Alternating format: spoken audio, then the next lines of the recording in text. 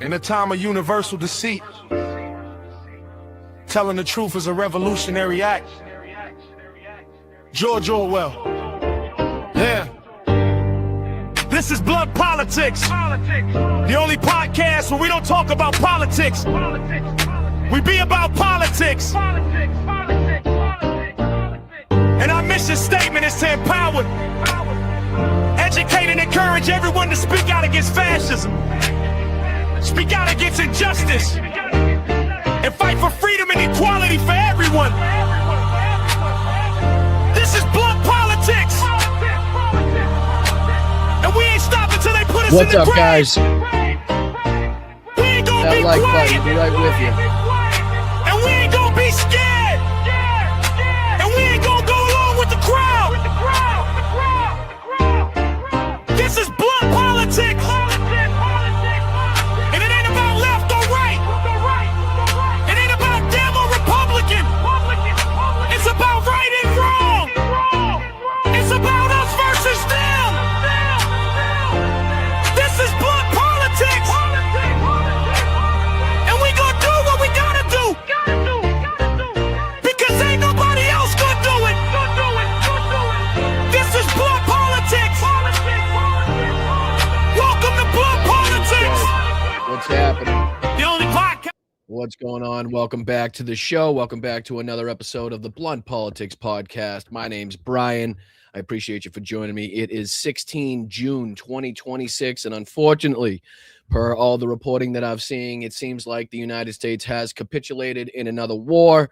Looks like Donald Trump has finally realized the inefficiencies, let's just say, of the United States military and his plan, his ploy with Benjamin Netanyahu to overthrow the entire country of Iran. Now we have, obviously, you've seen the reporting of the promise of the pinky swear to sign this memorandum of understanding, which is, again, just kind of leading to further negotiation. A lot of it is bad. A lot of it is not good. So I'm going to pull up as much reporting as we could possibly find. I have some videos with some military analysts coming from CNN. Preston Stewart, who we typically look at, who does a great job at reporting on Ukraine, has a video pertaining to the Iran deal and how bad this is, especially when pairing it up, when comparing it to the JCPOA. It's objectively bad. It's objectively worse. Nobody on either side of the aisle, regardless of who you associate with, regardless of who you back, regardless of what policies you like and what beliefs you espouse, there's no way for you to tell me or anybody else on this planet that what we're signing now and what the Iranians are now going to be afforded is in any way, shape, or form related to, as good as, or anything like the Barack Obama JCPOA that was signed. It is, again, like I said, objectively worse by all measurements, by all standards. We're also going to be talking about a bad couple days for aeronautics. We've seen several plane crashes here in the United States. We saw a B-52 on the military side. We've seen civilian aircraft as well, an F-18 also going down in the last couple days, and that extends as far as to Russia as well, because Russia had I believe it was a Tu-22, if I'm not mistaken, one of their bombers went down as well. So we'll be talking about that. Like I said, we'll be going over the memorandum of understanding. We have a couple clips to play from Trump in France at the G7, looking like total shit. Not only that, but he's expressing more and more frustrations, you can tell, with Israel and Benjamin Netanyahu. Some ridiculous statements about letting Syria handle this whole thing. It doesn't make sense, but we got a couple clips to show you. J.D. Vance's comments basically confirming the $300 billion fund that will be afforded to the Iranians, going along with, the other $24 billion or so. We have some releases. Like I said, there's been some releases as far as text, nothing concrete. It is kind of all speculation at this point, but there has been some releases by both by the Iranian side and the United States, the White House. And there's a couple posts here that are from people that have seen both sides, said that, the text that we'll be looking at does line up word for word in a lot of places with what the other side is talking about. So the News Agents podcast hammers Donald Trump on his capitulation as well. So we'll be talking about that and how the world kind of perceives this deal, perceives this whole debacle and ridiculous moment that we find ourselves in right now. I told you about the CNN military analyst and Preston Stewart. And then also Russia. We'll be talking about how Russia struck a 1,000-year-old monastery in Kyiv, in the Lavra district there. So there's footage and scenes coming out of that showing you just the hypocrisy, let's just say, of the Russians, talking about the Ukrainians going after civilian infrastructure. The whole thing's ridiculous, and talking about the love for Christianity, and Candace Owens going over there to talk about the churches. Meanwhile, it was pretty clear to see that Russia specifically targeted this monastery.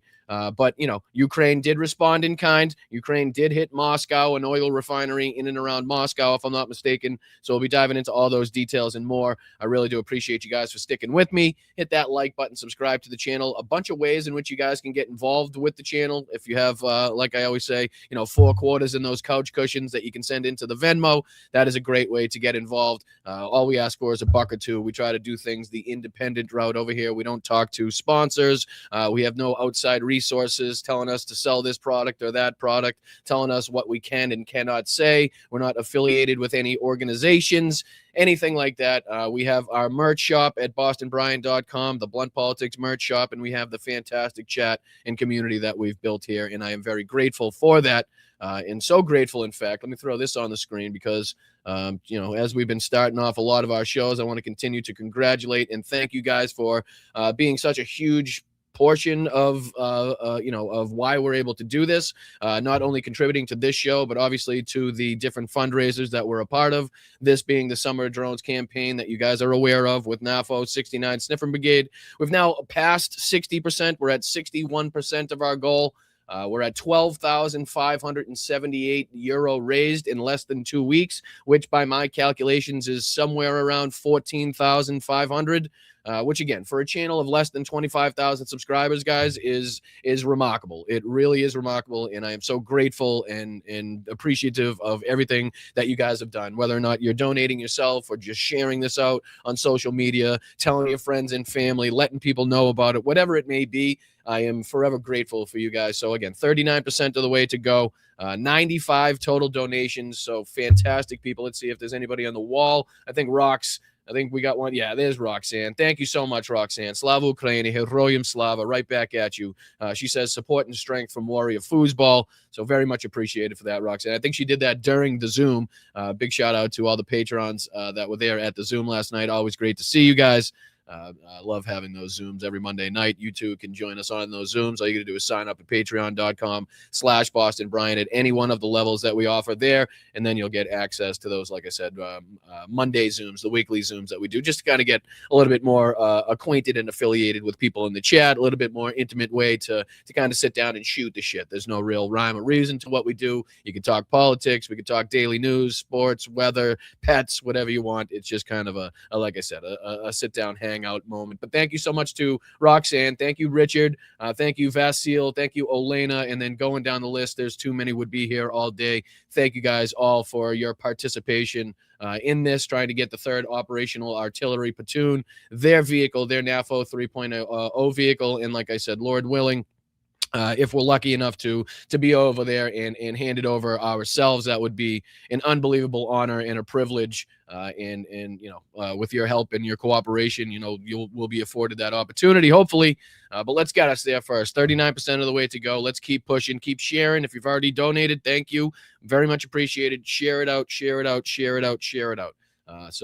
Again, we'll be talking about the strikes on Kyiv and obviously Ukraine's retaliations and strikes in and around Moscow later on in the show. But let's dive into a little bit of the details from some of the plane accidents that we've seen, plane crashes, because it seems like there was almost too many to keep up on. Let me throw this on the screen because I was just kind of wondering. It was getting confusing to me because people were trying to explain how many they were, where were they, what they were associated with, and I was kind of getting it all confused. So I just had this bring up just kind of the overall details from some of these accidents. So I just figured I'd go over them with you real quick in case you weren't up to speed, you didn't hear about them. I'm sure you may have heard about the B-52 crash, which was horrendous. I believe there was 8 people on board. The site of the plane crash was just otherworldly. You couldn't even tell that there was a plane there at all. There was no wings, there was no engines, there was no nothing. So definitely Definitely not a good sight. Definitely not a good sight. But this says what happened. A massive 8-engine U.S. Air Force B-52 Stratofortress bomber crashed and burst into flames immediately after takeoff. Aerial footage showed virtually nothing left after the of the aircraft. Excuse me, on the runway at Edwards Air Force Base in Southern California's Mojave Desert.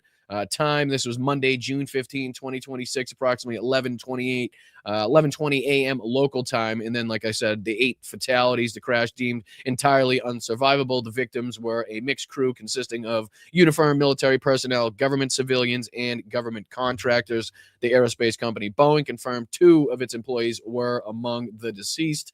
The crew was conducting a local test flight supporting the Air Force's radar modernization program. The exact cause remains unknown, though aviation experts suspect a major flight control mechanical failure during takeoff. Operations at the base have been temporarily grounded.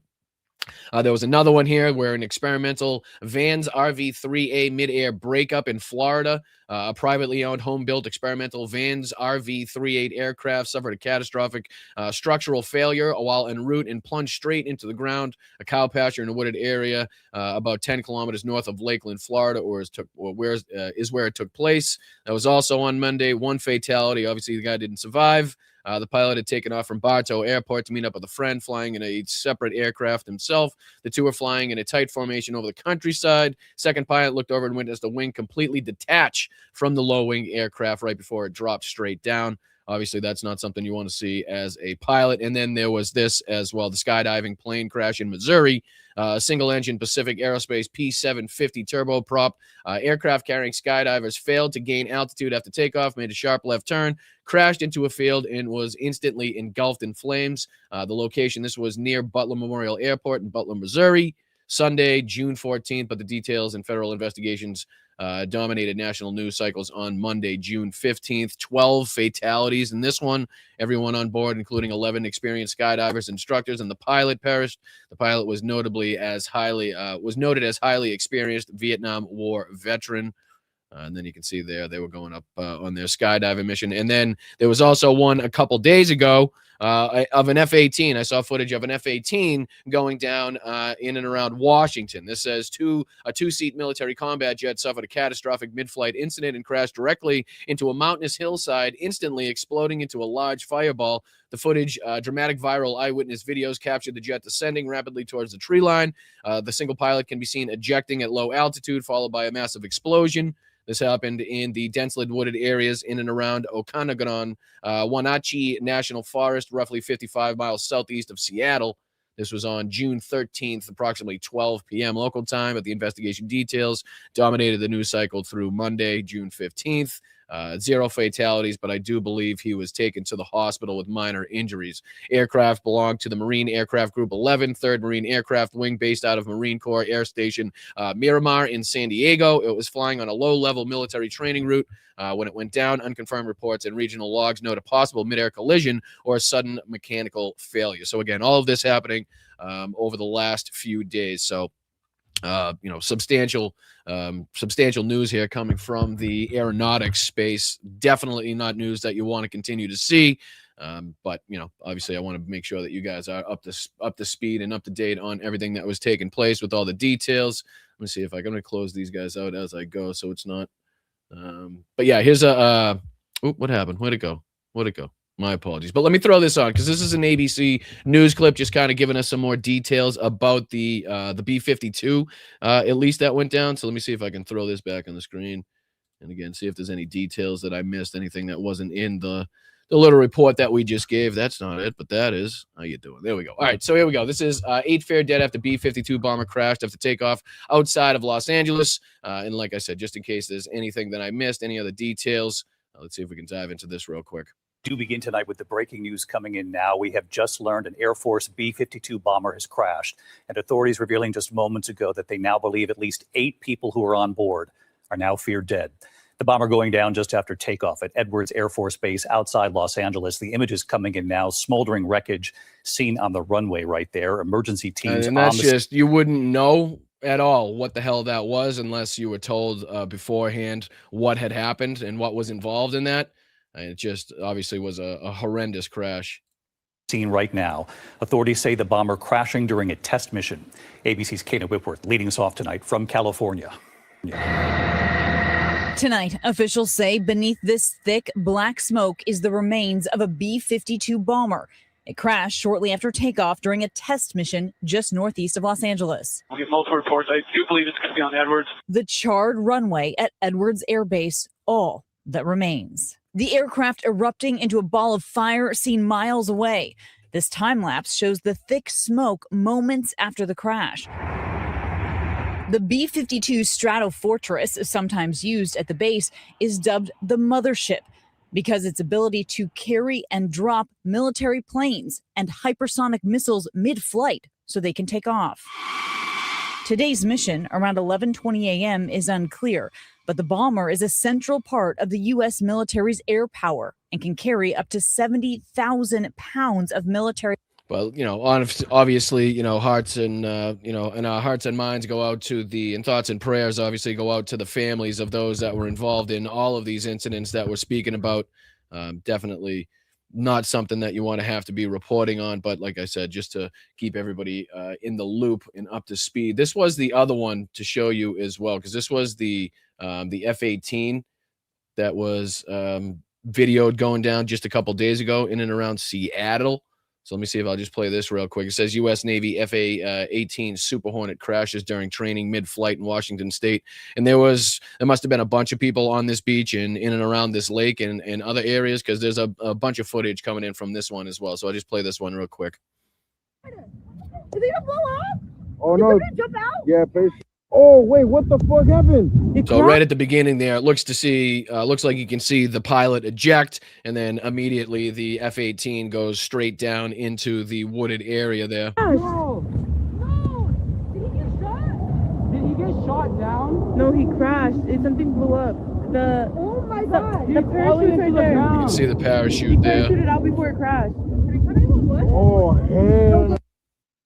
So again, there's multiple angles and videos coming in like that. You can see the extent of how many people must have been in and around that area as it was taking place. But yeah, those are just a few of the air incidents, let's just call them, that have taken place. There's another one. This one, not as sad, let's just say. I know that's a bit cold-hearted, but fuck them. This is from Russia. This was a video of their Tu-22 M3 strategic bomber falling out of the sky. So again, these are used typically to launch their missiles in and around Kyiv and at Ukraine. So to see these things falling out of the sky, definitely not going to shed a tear for this one. So this is just real quick, about 4 seconds, just showing you the impact of this Tu-22 here. No sound or anything. So you can see, definitely not the direction you want to be heading if you're a pilot, especially piloting an aircraft like that. There was a few other aspects of this too, but from that we'll move on. Let me see if I can move on. We'll talk about that when I go back to talking about Ukraine and that stuff later on in the show. But let's get into some of this ridiculous memorandum of understanding, declare what seems to be a capitulation by the United States, the recognition by Donald Trump that he can't win this militarily. He can't win this by just outweighting and outlasting the Iranians as far as who can close off the Strait of Hormuz longer. It's very apparent, and it may be just the pressure from others in his background, knowing that this is going to have ramifications during midterm elections for certain. That's pushing him to do this, but he's clearly now ready to make a deal that is far worse, like I said in the opening notes here, far worse than anything that was in the JCPOA. There's no way that you can relate it to, compare it to, nothing. I know there's people out there in some way, shape, or form trying to say that it's kind of like it. I don't see how it is. I just don't see in what way, shape, or form it's anything like the JCPOA. But like I said, it's all kind of speculation at this point, what the exact terms are, what the exact rhetoric is. I'll throw this on the screen because there have been some releases by a few different outlets and people that have talked to people on the inside, and I figured we'd just go over some of the reporting there, and then like I said, you guys can put it all together, figure out where in the middle the truth lies, and then we can figure out what is actually going to take place come Friday if in fact this does come to fruition. But there was a few things that I want to point out. This is posted here And this says, if this is the terms of the deal that J.D. Vance signed, and I'll tell you who this guy is just so you can know. This is an Iranian-American physician, musician endorsed at United States of Southern Florida. So he's just basically stating here, if this is the terms of the deal that J.D. Vance signed with the Islamic Republic regime, then the terms are the same by the same ones that are published by the IRGC, basically. So it kind of lines up word for word for what we'll be reading. It says Donald Trump will go down in history as the first U.S. president who stopped a war the United States was winning in order to fully capitulate a terrorist regime. He resuscitated a regime that was taking its last breaths. Secretary Rubio and the Secretary of War, Pete Hegseth, should resign over this while they can. Vance's chances for nomination as the 2028 GOP presidential candidate are now zero. So again, seems to be affording them even more credit than what they are deserving of, saying that they are winning the war. But it's probably more applicable that we use somebody like that was kind of on the side of continued military action, on the side of thinking that we were doing this great deed and that we were winning militarily, that is now pointing out how horrendous this deal is. But like he says in the beginning, he says, if this is the terms of the deal that J.D. Vance signed with the Islamic Republic regime, they are the terms published by the IRGC news outlets verbatim. Right. So it's the same thing being reported by both sides. It's the only reason that I picked this one out, because like I said, it's typically not the same thing that you hear from the White House that you're hearing from the Iranian side. So to see that something lines up verbatim is kind of, it's kind of odd. So I figured I'd pull that one out. But this is posted by Josh Block of the Hudson. So like I said, take all of this with a grain of salt, depending on who's talking about it, who's reporting on it. But this is what we have to go on. There's no picture, there's no there's nothing that we go on as far as direct text and direct rhetoric coming from this deal. So it's all basically what's being reported throughout these outlets. So let's go through a little bit of what this says. And this is also gone through in Preston Stewart video. He goes over this same exact post, and he goes into it with a little bit more detail. So we'll just kind of do the general outline now. That way we don't kind of rehash it twice. But this says here, copy of the document to be signed by the United States and Iran. It says, 1, the Islamic Republic of Iran and the United States, together with their allies in the current war, declare upon the signing of this memorandum of understanding an immediate and permanent end to war on all fronts, including Lebanon. Remember that, including Lebanon, and undertake from now on that they will not launch any hostile action against each other and will refrain from the threat or use of force against each other. The final agreement will confirm the provisions of this article and the remaining articles. 2, the Islamic Republic of Iran and the United States undertake the respect of each other's sovereignty and territorial integrity and to refrain from interfering in each other's internal affairs. The Islamic Republic of Iran and the United States undertake to negotiate and reach a final agreement within a maximum period of 60 days, extendable by mutual consent. Okay, so it's like the agreement to go on with agreements. It's like the promise to continue these talks is basically what that states. 4, immediately upon signing of this memorandum of understanding, the United States lifts the naval blockade and prevents any interference or obstruction against the Islamic Republic of Iran and restore traffic within a maximum of 30 days to its full capacity. The traffic of ships shall be proportional to the pre-war volume of traffic on the part of the Islamic Republic of Iran. The United States also undertakes to withdraw its forces from the surrounding areas within 30 days after the final agreement. The United States also undertakes to withdraw its forces from the surrounding areas within 30 days after the final agreement. Now, does that mean the added military and the Navy presence in and around the Strait of Hormuz, or does that mean the U.S. and its military bases in the Gulf nations, right? So it doesn't seem to be very detailed or specific as far as what that's concerned, but we'll see later on what that one means. Number 5, upon signing of this memorandum of understanding, the Islamic Republic of Iran will immediately take steps to ensure that the movement of merchant ships from the Persian Gulf to the Sea of Oman and vice versa is resumed within 30 days to the pre-war volume, taking into account the need for the removal of technical obstacles and the neutralization of mines by Iran.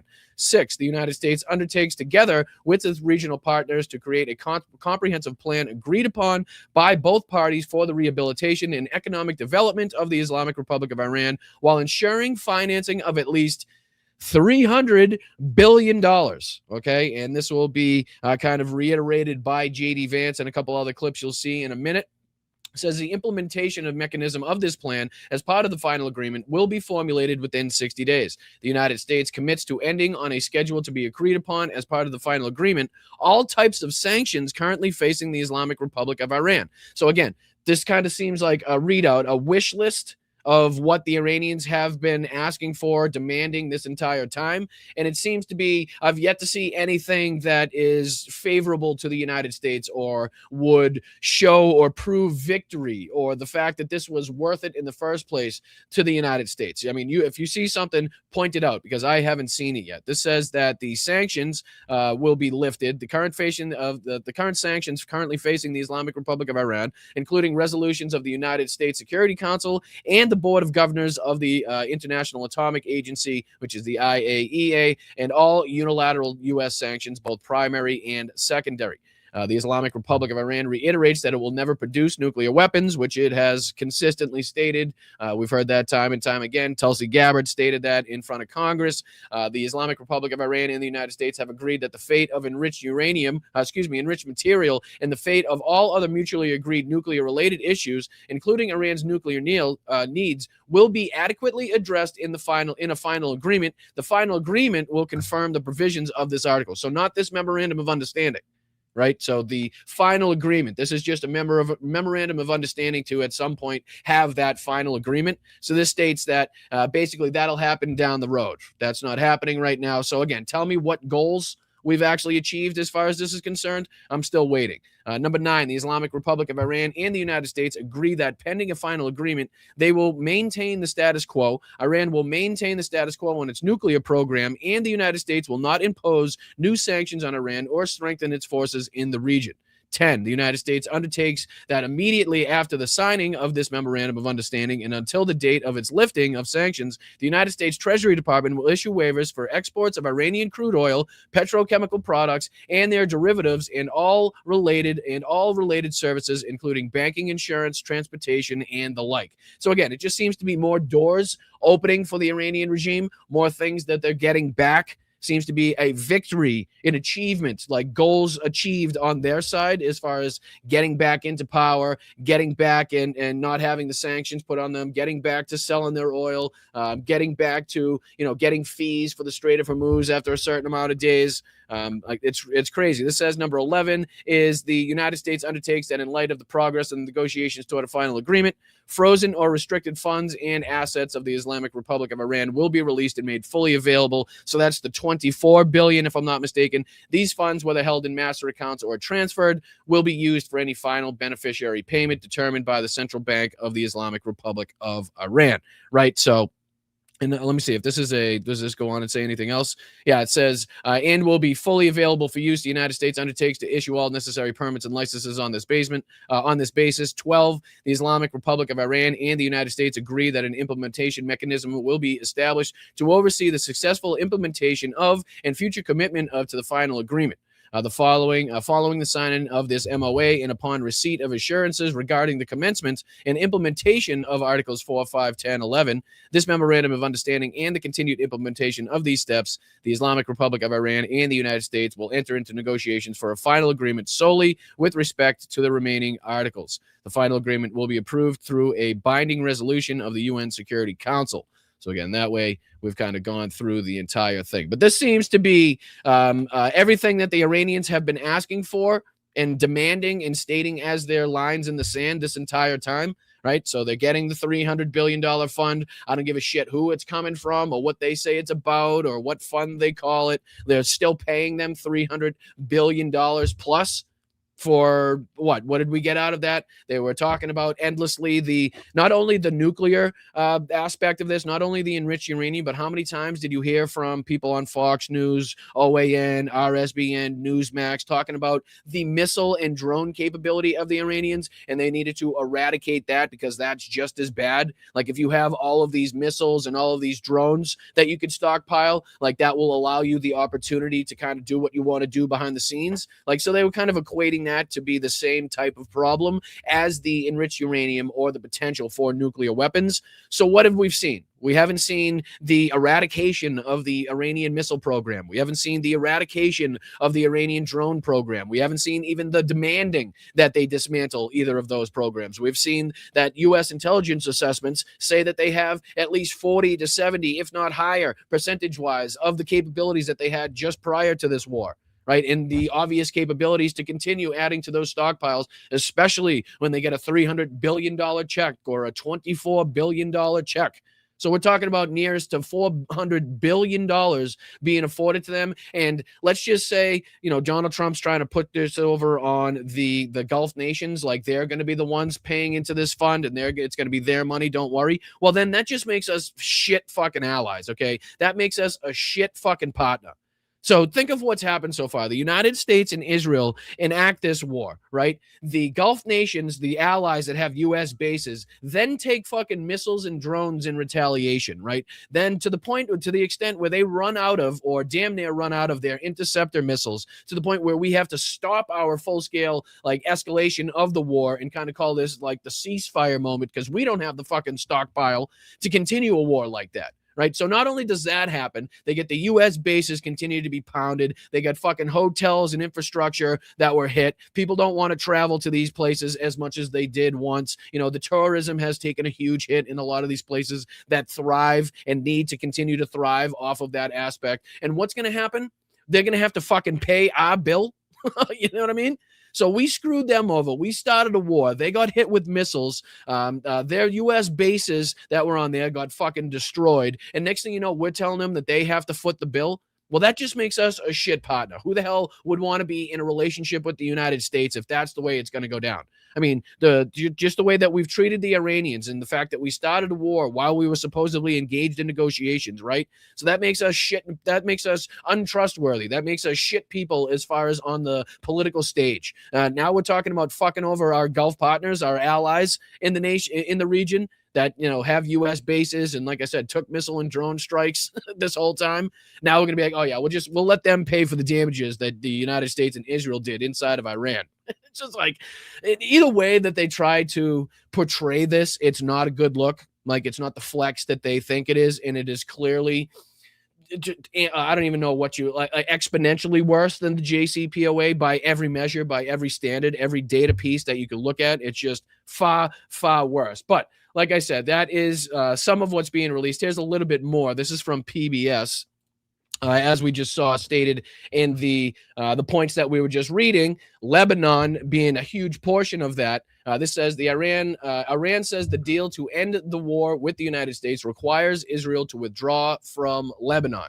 And we've talked about this time and time again about how Benjamin Netanyahu just doesn't want to see this end, right? Especially the way that it's ending. This is not going to be a good look for him. He's not going to have people within his country and definitely within his party looking at him like the victor in this, like this was an achievement. This is going to be an all-out failure as far as what he promised the people he was going to achieve. The replacement of the Iranian regime, the eradication of their military capabilities, yada, yada, yada. The list goes on, none of which have been achieved by any stretch of the imagination. So again, this seems to be another one of the red lines. Get the fuck out of here. This says Dubai, UAE. Iran's top diplomat said Tuesday that the tentative deal to end the war with the United States would require Israel to withdraw from Lebanon, a condition Israel has already rejected, and that could sink the agreement, leading to the resumption of all-out war. So this is on a knife's edge. I think it was Jim that brought up last night talking about,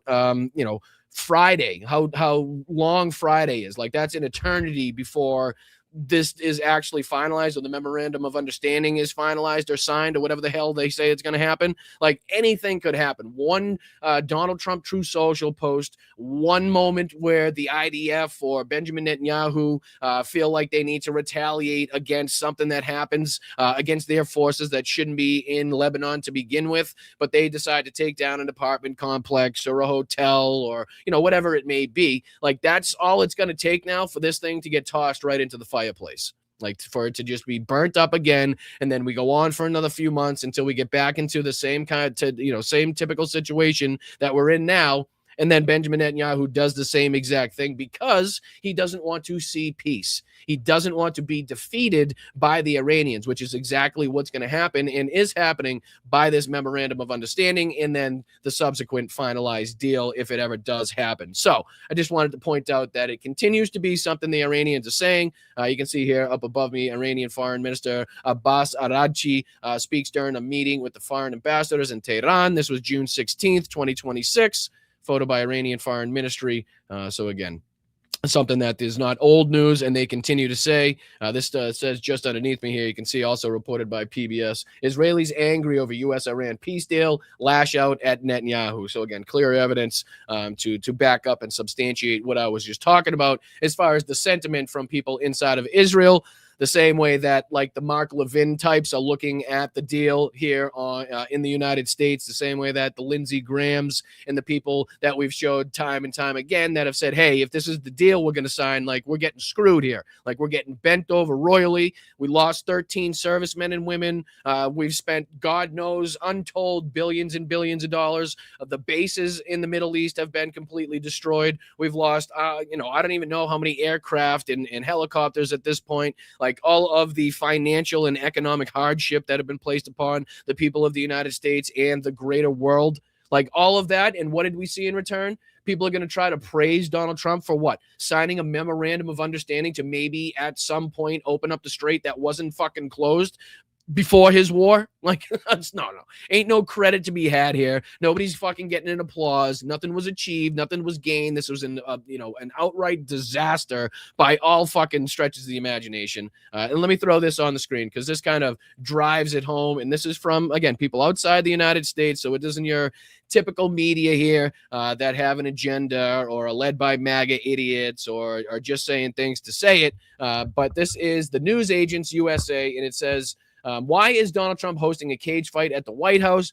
But more importantly, the first couple minutes goes on to talk about the, memorandum of understanding or lack thereof, I should say, and basically calling it what it is. It's capitulation. It's an outright surrender by the United States. Donald Trump recognizing that he has no pathway to victory. He has no other way to get the hell out of this, and he has to basically lie, cheat, steal, obfuscate, and spin this to the media is his only hopes. Right, to sign the deal. Hope nobody sees the text. Hopefully nobody actually digs into what's actually going to take place. And then when he gets out in front of the media, when he gets out in front of a camera, he has to lie through his fucking teeth and say it was the best deal ever and it was way better than the JCPOA and anything I do is better than anything Barack Obama does. And just don't look at the details. And that's basically the only way he thinks he's going to get a victory, especially in the media's eyes with this. But let me just play the first few minutes and we can see what other people are saying about this, other than us kind of, clearly partisan lefties here. You know what I mean? So, all right, let's check this out. I appreciate it if you would hit that like button. If you could subscribe to the channel, I'd be even more grateful. My name is Brian. This is the Blunt Politics Podcast. If you've just stumbled here, I appreciate you for sticking around. And obviously, thank you to the people that are here time and time again. Shout out to the mods. Shout out to the chat. Hit that like button. Let's go. The News Agents USA podcast is brought to you by HSBC Private Bank, opening up a world of opportunity. This is a global production. As an exercise in sheer, utter, mind-boggling brazenness, is Donald Trump's trying to take a victory lap for the fact that prices will soon be coming down in America. Oh, thank you, Mr. President. What has he achieved in this, except for reminding Iran of the extraordinary, the immense, the world-changing power that they have in their control of that waterway? Not a ceasefire. It is not a deal. It is a capitulation. I think the most important thing for the American people to appreciate is that what this agreement does is really twofold. On the one hand, it ensures that Iran will never have a nuclear weapon while simultaneously opening the Strait of Hormuz. That is the Vice President, J.D. Vance, talking up the deal that was agreed this weekend. The Strait of Hormuz will reopen. Iran will never get a nuclear weapon. Well, as we sit here now, the Strait of Hormuz still seems to be shut, and according to the Iranian news agency, will remain so for another 96 hours. And as for the Iran nuclear deal, well, that is still to be negotiated. So what has the Iran ceasefire deal and the cage fight on the White House lawn got in common? Well, in some ways, Trump has given both to himself for his 80th birthday present. Welcome to the Newsagents USA. The Newsagents USA with Emily Maitlis and John Sopel. It's John. It's Maitlis. And President Trump this weekend posted on social media, Truth Social, congratulations to all. Congratulations to all that the United States... Me, yes. Congratulations to all that the United States and Iran have reached a deal to end their war. Then we're told it isn't actually a deal, and it's certainly not a peace deal, but it is a continuation or an extension of a ceasefire. And that congratulations just so happened to land on Trump's own birthday celebrations, which I think might explain the timing of this whole thing, because we were expecting the deal, as it were, to be announced. I don't think that anybody is recognizing here that the fact that this, like the power that's been afforded to Iran, like their nuke is the Strait of Hormuz. Donald Trump has given Iran the ability to have a nuclear weapon without firing a shot, without, needing stockpiles of nuclear weapons, without needing enriched uranium. Like their nuclear weapon is their ability to control the Strait of Hormuz. You know what I mean? And that wasn't seen. That wasn't a thing, right? That wasn't something that the world was dealing with to this extent before Donald Trump and Benjamin Netanyahu started their war, right? I mean, it just wasn't. So the fact that, people are like, oh, the enriched uranium in 60 days and all this, well, guess what? They don't fucking need that. So they've basically they're being paid billions and billions and billions of dollars for stating what they've already been stating is that they weren't going after a nuclear weapon, what Tulsi Gabbard already told Congress, what everybody has said since basically 2003, right? And then after the JCPOA was ripped up by Donald Trump is when the Iranians started threatening at least to enrich the uranium beyond the levels in which they were allowed to do. So it was after Donald Trump ripped up the JCPOA that was in place, where we had the IAEA ability to, again, photograph, record, videotape, make a note of and take account of what's going on with that shit from the moment it got removed from the ground, from the time that it was used at its last fucking position. Right. So I don't see, again, how we're comparing this to the JCPOA. I don't see where the comparison lies. It seems ridiculous. And again, to not recognize that their huge weapon now, Iran's huge weapon, is the Strait of Hormuz, their control over the Strait of Hormuz. They've continued to talk about their ability with Oman to charge tolls, to charge fees. I don't give a shit what you call it, a toll, a fee. That shows ownership. That shows control, which is something the United States and the world is going to have to deal with and respect going forward. Not something, again, we were dealing with before Donald Trump started this war. Friday, it wasn't. And by Sunday, there was this lurid, ludicrous event on the South Lawn of the White House where a cage fight for mixed martial arts was put in place with Joe Rogan hosting as Trump turned 80. Happy birthday to me. Happy birthday to me. It wasn't Marilyn Monroe singing that. No, it wasn't. It wasn't Happy Birthday, Mr. President. Yeah. No, exactly. That was Donald Trump singing to himself, which is, all of a piece of what you would expect from this president. But I think, look, undoubtedly progress has been made. There is a framework agreement for 60 days to talk about some of these big issues. But the Strait of Hormuz, along those lines, it should be said that I would rather see this take place in this situation. Seems to be the better off-ramp, the better solution to, all-out war, bombing, school children being killed, water facilities being taken down, obviously the strait being closed. So this is clearly the better alternative, but that doesn't mean you can't also recognize that this is a clear capitulation and a clear bad deal for the United States and a victory for the Iranian side, basically getting everything that they've wanted and stated and asked for this entire time. I said in the introduction there, according to the Iranian news agency, it's going to remain closed for another 4 days. Now, whether that is a technicality because they're still waiting for documents to be signed, but Donald Trump, posting on Truth Social saying, fire up your engines, let the oil flow, seems a little bit premature given where we are right now. Well, he's got to manipulate the markets, my man. He's got to manipulate the markets. He's dying and he's desperate to see that oil price drop the gas prices dropped so that he could state that in front of cameras, not recognizing that he's the direct reason that the prices were as high as they were to begin with. Remember the other day where, who was it? Was it Mike Tiny Dick Johnson there, who basically was like, oh, you know what? He's waiting for the prices of inflation. He's waiting for the inflation to go down, and he's waiting for the price of goods to go down so that he can, applaud himself for the difference. It's like, well, that's ridiculous, because you're basically saying that all presidents should go out and in their first 2 years try to make inflation and prices as high as they possibly can, so that in their second 2 years they can do everything they possibly can to lower them, and then they can congratulate themselves on the difference.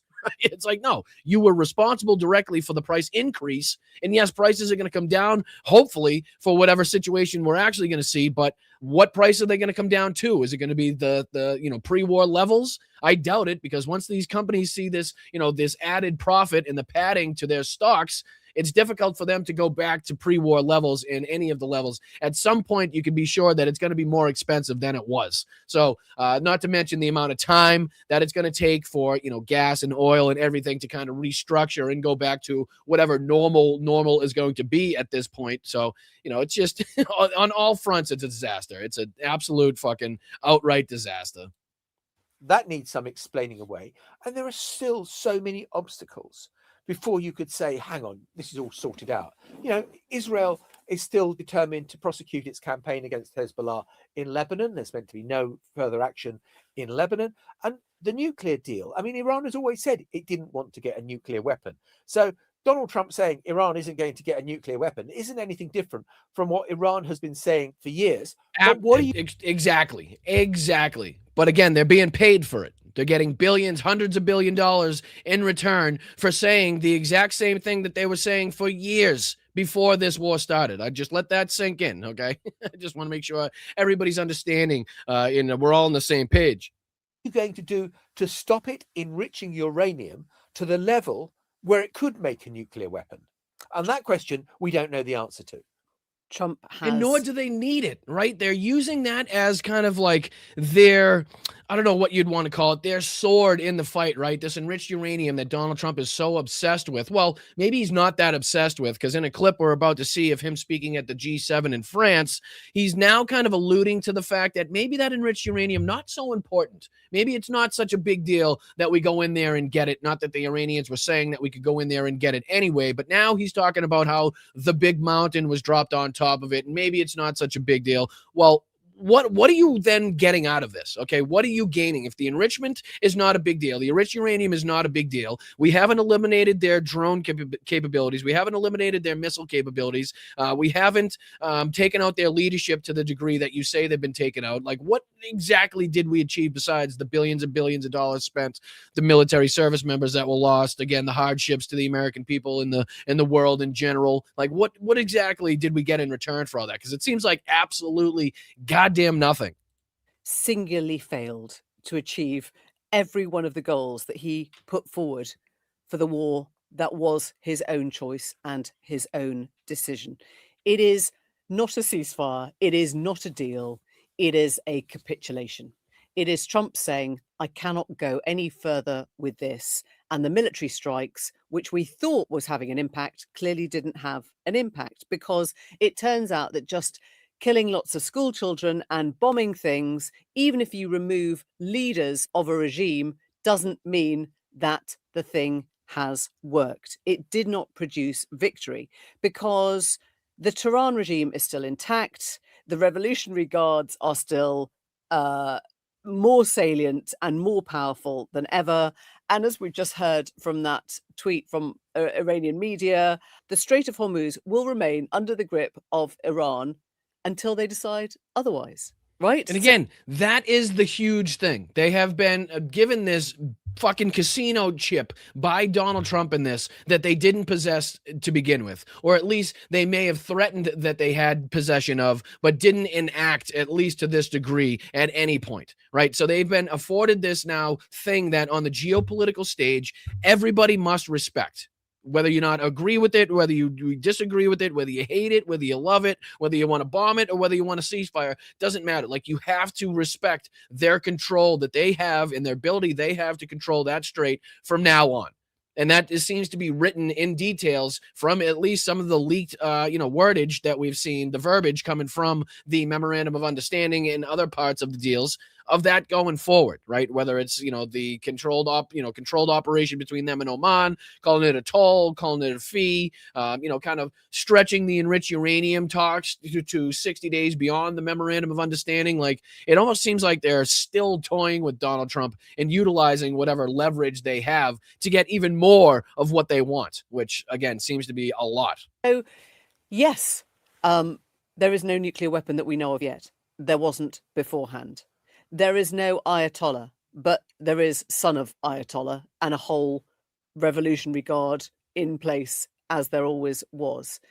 So what has he achieved in this, except for reminding Iran of the extraordinary, the immense, the world-changing power that they have in their control of that waterway, Hormuz? Yeah, exactly. Look, I think maybe that, America have achieved something. They have been able to apply pressure by, stopping Iranian ships from leaving the Strait of Hormuz by their naval blockade. So I think the Americans, can take some credit for that. They have degraded. Why? Why would we take credit for a strait that was already closed? Right? Then we set up a blockade. Did it do some economic damage? Yeah. Did it get us to, a point of victory? No. So was that a failure then? Yes. Again, if you don't achieve anything, if you don't obtain victory, then those fucking things that you tried were obviously failures. So yes, did we apply some economic pressure? Did that get us anywhere? No. Did it get us to overwhelming, or their overwhelming capitulation? Did they surrender everything? No, of course not. And it seems like the United States was more worried about our ability to withstand the economic pressures being placed upon us because of the closure of the Strait of Hormuz than the Iranians were worried about the economic pressures coming to them based off of the blockade by the United States on the Strait of Hormuz. I think that's just kind of clear to see. But there was a few points and a few clips that I wanted to jump into here as well. Let me see if I can close out a few of these things, see if this will run a little bit smoother. But here's Aaron Rupert. Excuse me, hold on. Come on, for crying out loud.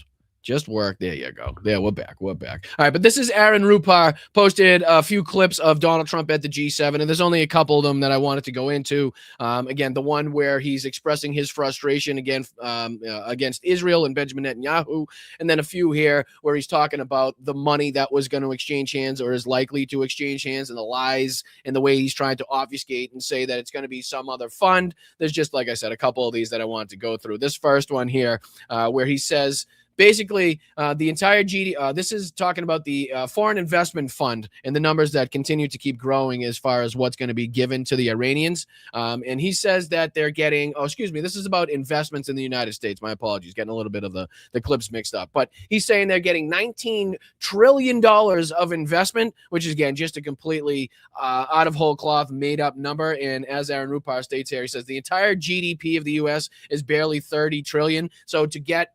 19 trillion in investments is just a ridiculous thought that he continues to espouse. But I'll just play this real quick. Thank you, Tim. And he sounds like shit.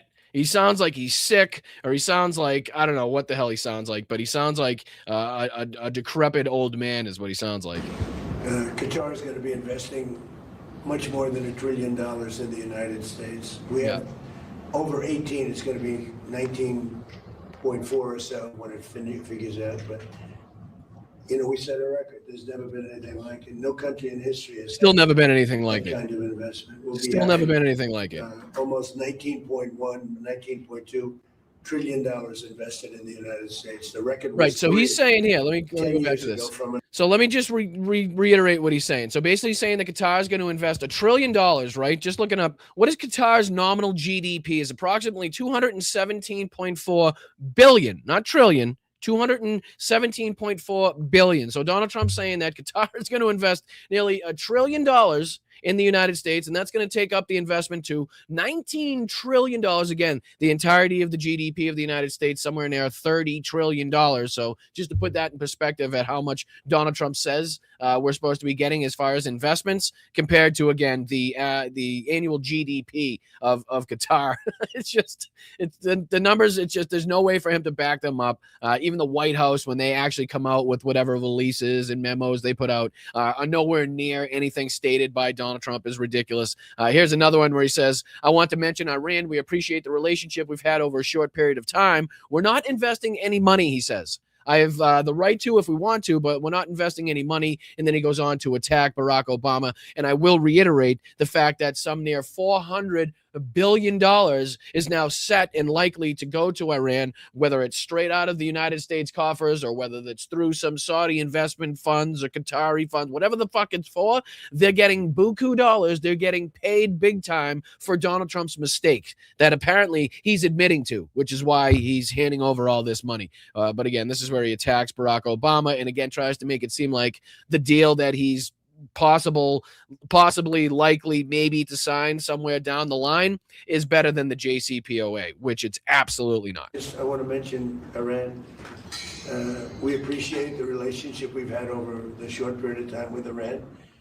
The primary thing, it's, we can talk about the Iran deal all day long. We're not investing any money. We have the right to if we want, but we're not investing any money. We didn't pay for it like Obama did. He paid billions of dollars. He paid. The fucking irony and hypocrisy of him saying we didn't have to pay for it like Barack Obama did is just insane. Okay, you'd have to be living on a different fucking universe. You have to be. You'd have to have your head chopped off. You'd have to have it kicked around the streets like it's a fucking foosball, right? That I don't know, and then screwed back on your head somehow in order to believe that, especially with the reporting that we're now seeing. Everything coming out from, the leaks, everything coming out from the releases by the White House, all of that is telling us everything, the opposite of what he's saying, right? Never have a nuclear This is where he's talking about the nukes. He's talking about, Trump says if Iran pursues a nuclear weapon, they're going to suffer the ultimate consequences, which again, everybody's, kind of portraying as him saying he's going to utilize nuclear weapons himself. That would be the ultimate consequences if we're talking about militarily, right? That's kind of what the biggest thing you could possibly do as far as, military retaliation is concerned. So that seems to be what everybody's suggesting he's saying here. But again, he doesn't seem too sure about the fact that Iran's not going to want to pursue nuclear weapons. Like, he wants to be sure, but he's not too certain. So he has to continue threatening continued military action just in case they decide to do it. Oh, hold on. Let me see if I can. Devastating bombing. The other one's playing the behind whole it. mountain collapsed. Yeah, right here. So let me play this on the screen real quick. Iran will never have a nuclear weapon. And it says it loud and clear. They're not going to develop it. They're not going to buy it. They're not going to do anything with it. And if they do, they suffer unbelievable consequences. Not just a little bit like, I won't even tell you the consequences, but the consequences are the ultimate consequences. And with that being said, I hope we have a very good relationship. I won't tell you the consequences, but the consequences are the consequences, and ultimately they are the ultimate consequences, and consequentially they will be consequential because of the retaliation of consequence. But again, just ridiculous shit here. Another one is saying Trump is backing away from getting Iran's enriched material. This is where he says you can make the case that it's not valuable. Right. So basically, don't worry about it anymore. It's only worth about $500,000. So, what's the point of us going in there and getting it anyway? I know this whole war was basically started and enacted because I said I want to go in there and get the enriched uranium. But at this point, let's just give them $400 billion. Let them keep the enriched uranium. We'll just kind of shake hands, go our separate ways, and forget about it. Right. Listen to this one. And frankly, to go get it, we're going to go get it. But to go get it is a big deal. Because they say only China and us have the equipment where you can even get. The whole mountain is collapsed on top. We have cameras on it. You could make the case, why are you even bothering? Because it's not really valuable. it's, it's probably $500,000 worth. This is like the third time I've heard him say that too. You could make the case. I think the first time was you could make the case, why the hell is the United States involved in this war with Iran? Now you can make the case, why the hell would we even start this in the first place? Now you can make the case that, the enriched uranium's not that big of a deal. And I know we've lost 13 service members, and God knows how many else have been wounded, how many others have been wounded, and all the destruction to the U.S. bases and all the destruction to our allies in the region, and the degradation of the destabilization of the situation in the Middle East, and obviously, like we continue to say, the economic ramifications placed upon you guys here, everybody else in this country, and also the world writ large. Like all of those things, no, don't worry about it. It wasn't. I know we started it because of that, but right now, not a huge deal. So I don't know why you're continuing to talk about it, basically. And then this is the last one we'll play, where he's going after Benjamin Netanyahu and Israel because of their strikes on Sunday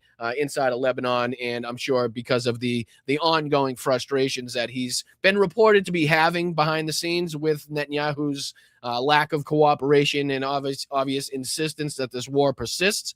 So here he is again. Start this from the beginning. This is where he's basically saying that he'd rather Syria at some point take care of Hezbollah than he would rather Israel take care of Hezbollah. So check this out. Too much. Mr. President, what are the expectations for Israel? Can this deal survive if Israel attacks Lebanon? It can, and I consider that the minor war. Iran's the big one. And the question is, can this deal survive if Israel continues to attack Lebanon? He says it can. The Iranians say there's absolutely no way that that's going to happen. So, again, I don't know what he's talking about. But we have that little pinprick out there that constantly rears its head, and that's Hezbollah. And, I was very responsible for Syria, and the man that's running Syria now is a person that I put there along with President Erdogan and some others. He's done an amazing job of pulling it together. He's not a boy. It's like a side note, right? Like a secondary video you'd have to make, but the US president basically out there saying that he installed a leader of a different country is, used to be news. That probably would have been headline news, front page news in like normal political times, but that just kind of gets lost in the sauce. That just doesn't even get reported on. Like people don't even hear that part. But yeah, he's talking about how he installed the leader of Syria, and that don't worry, the leader of Syria will do what I tell him because we installed him type of thing. Usually that's said behind closed doors at the Pentagon type of shit, but he doesn't give a fuck. But he's done an amazing job of pulling it together. And he is very good with Hezbollah, does not like them. And I'll tell you what, Israel's fighting Hezbollah too long, and too many people are being killed. And you don't have to knock down an apartment house every time you're looking for somebody. So he says Israel's fighting them too long, right? And he says you don't have to knock down an apartment complex every time somebody, or he says they're looking for somebody, right? So this like tacit pushback, this like, meager pushback against what, Israel continues to do inside of Lebanon, and the obvious peace that they're putting their fucking foot right in front of, that they're standing directly in the path of, that they don't want to see happen. This is his pushback. Like, yeah, he called it a little pinprick. Basically they take down a building every time they're looking. Yeah, they've taken down many buildings, thousands and thousands of buildings, both in Lebanon and in Gaza. And they're trying to run people out of their homes consistently in the West Bank, right? And they're building new settlements in the West Bank and approving new settlements against international law in the West Bank. All of the things that we continue to talk about on this show. But this is like the extent of the pushback. You'll hear reported that he swore at him and told him, hey, Benjamin Netanyahu, what the fuck are you doing type of thing. But every time he's in front of a camera or a microphone, it's like, nah. And people are suggesting this is like substantial pushback, and it's just absolutely not. It may be more than he's shown recently, but this is just pussy shit right here. This is him, again, not having the control over anybody in this situation that he'd love to say that he has, and continues to look like a jackass when people are playing him, whether it's the Iranians or Benjamin Netanyahu of Israel. Because there are a lot of people in those apartment houses, and they're not all Hezbollah, that I can tell you.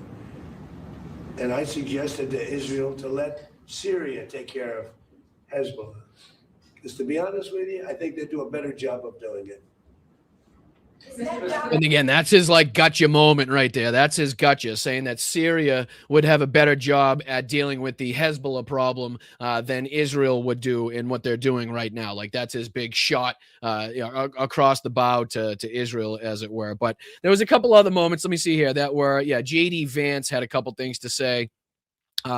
This is where they're talking about the $300 fund. So again, I just want to play this real quick so you can see that it's pretty much confirmed here by JD Vance, the vice president, that that deal, that $300 billion fund is going to be a thing. Let me see if this is the correct clip here. Mr. President, it's clear that they respect the commander in chief. Yes, they do. And Iran respects our military because of what we've been able to do. Some of the things that we're hearing about, we haven't seen the text yet, but just what we're hearing, that the deal would end all sanctions and all waivers. I'm hearing that it will be down blending, but not destruction of the nuclear dust. And there's no closing of the nuclear facilities. And they hope that there's no nuclear weapon for the Which again, Fordham, right? What was the other one that was one of the things that they wanted to see closed and stopped forever? They never want to see that, like all of the things, the nuclear stockpiles, the missile stockpiles, the drones, all of these things that they wanted to see taken out and were part of the goals and achievements that they wanted to see. None of the things that he's now listing are on that, were achieved. None of those things. 15 years. There's also strong language about stopping funding the proxies, but it says in the deal that Iran has to use its best efforts, not stop it completely. There's also the $300 billion in reparations that's going to come from Qatar and some of the Gulf states, and then $24 billion in unfrozen assets. Is any of that true? And if it would be true, would that concern you? Yeah, so most of that is basically Iranian propaganda, and you have to understand what's going on here, okay? So the Iranians have just had their conventional military destroyed. And again, how is it Iranian propaganda? Like, again, it's the same thing consistently put out by their side. And as we saw reported, what was released by the White House seems to work, match up.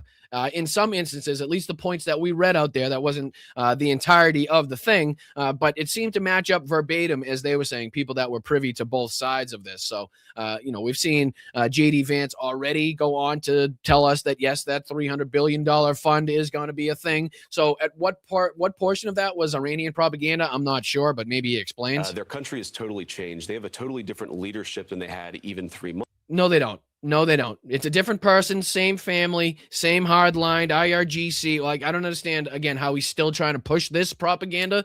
The Iranian propaganda he's stating is not, but what he's trying to push now is. You know what I mean? It wasn't regime change. Like I said, you took out the guy's father and now put him in charge. How is that in any way a regime change? Same regime, right? The regime usually goes by the family name, and if it's the same fucking family, it's the same regime. Like I said, only a younger, more capable, more affiliated with the IRGC, more hardline guy, more pissed off that you fucking killed his father, more pissed off that you killed, school children and took out hospitals, railways, bridges, water treatment facility plants, and all of those things. That's, again, nowhere near the regime change or different functioning government or anything like that. Same shit. Months ago. And so what is happening is that some elements in their society are trying to sell this deal as positively as possible to their domestic audience. Now, that's expected. It's frustrating to me, but that's expected. What is a little unexpected and more frustrating to me is that you see certain people in the American media literally recirculating hardliner talking points from the IRGC instead of telling the truth about what's going on. So first of all, not a single cent of American money goes to Iran, not $300 billion, not $24 billion, not any of the money, the dollar figures that I've seen floating around. Number two, this is and again, this is the no American money will exchange hands. So that money will go through other resources, through other channels, that where it flips it from American money to somebody else's money so that they can hand it over to the Iranians so that we can sit back and say, well, it wasn't us, right? But guess what? We started a war that now I don't give a fuck who it's going to be, whether it's going to be us or the Qataris or the Pakistanis or fucking UAE. They're now going to get $300 billion plus the $24 billion in frozen funds. Well, again, it's whether it's American fucking cash or American persons or, Donald Trump handing it over himself on a fucking silver platter. Doesn't matter. They're still getting the reward because of the war that you guys fucking started. That reward that they didn't have beforehand. You know what I mean? So again, there's no good way to sell this for this administration, for JD Vance, for Trump. And you can see how, they struggle because even Fox News is like, well, none of this sounds good. So can you in some way tell the audience that this is wrong or it's lies? where he says it's propaganda, but then can't explain exactly how it's propaganda. Firm commitment backed up by verifiable action to never develop or buy a nuclear weapon by the Iranians, which, remember, that was the whole point of this entire operation. Yeah, it was the operation that, again, didn't see them having a nuclear weapon to begin with. That didn't show us any evidence whatsoever that the Iranians were even pursuing, never mind near completion of having a nuclear stockpile.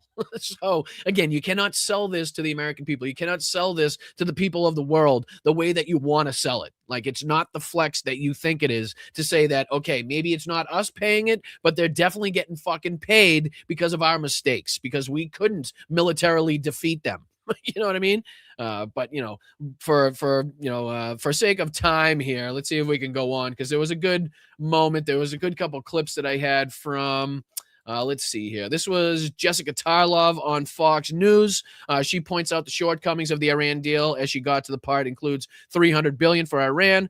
She was then scolded by her co-host, talking about the $1.7 billion given to Iran during the Obama administration was frozen Iranian assets held in interest-bearing accounts. So again, this is just real quick clip where Jessica Tarlov trying to do the impossible, which is I don't know, teach the Fox News audience anything, apparently. So let's just throw this on real quick. But from what it looks like, that this is just an MOU that gives them up to 60 days to deal with the tough stuff. It doesn't look like that's what is going to happen. So the tough stuff on on nuclear and also on the opening of the Strait of Hormuz without the tolling, if you watch JD Vance this morning on both CBS and CNBC, that isn't ironclad, that there won't be tolls when it reopens. The deal is similar to the JCPOA, seemingly, but not in this important aspect, which is we had other countries that signed on to the JCPOA. So this is a one-way or a two-way agreement between the U.S. and Iran. JCPOA, you say how great that the Gulf states are involved in this. JCPOA was all of Europe, the Chinese, and the Russians were signed on to it.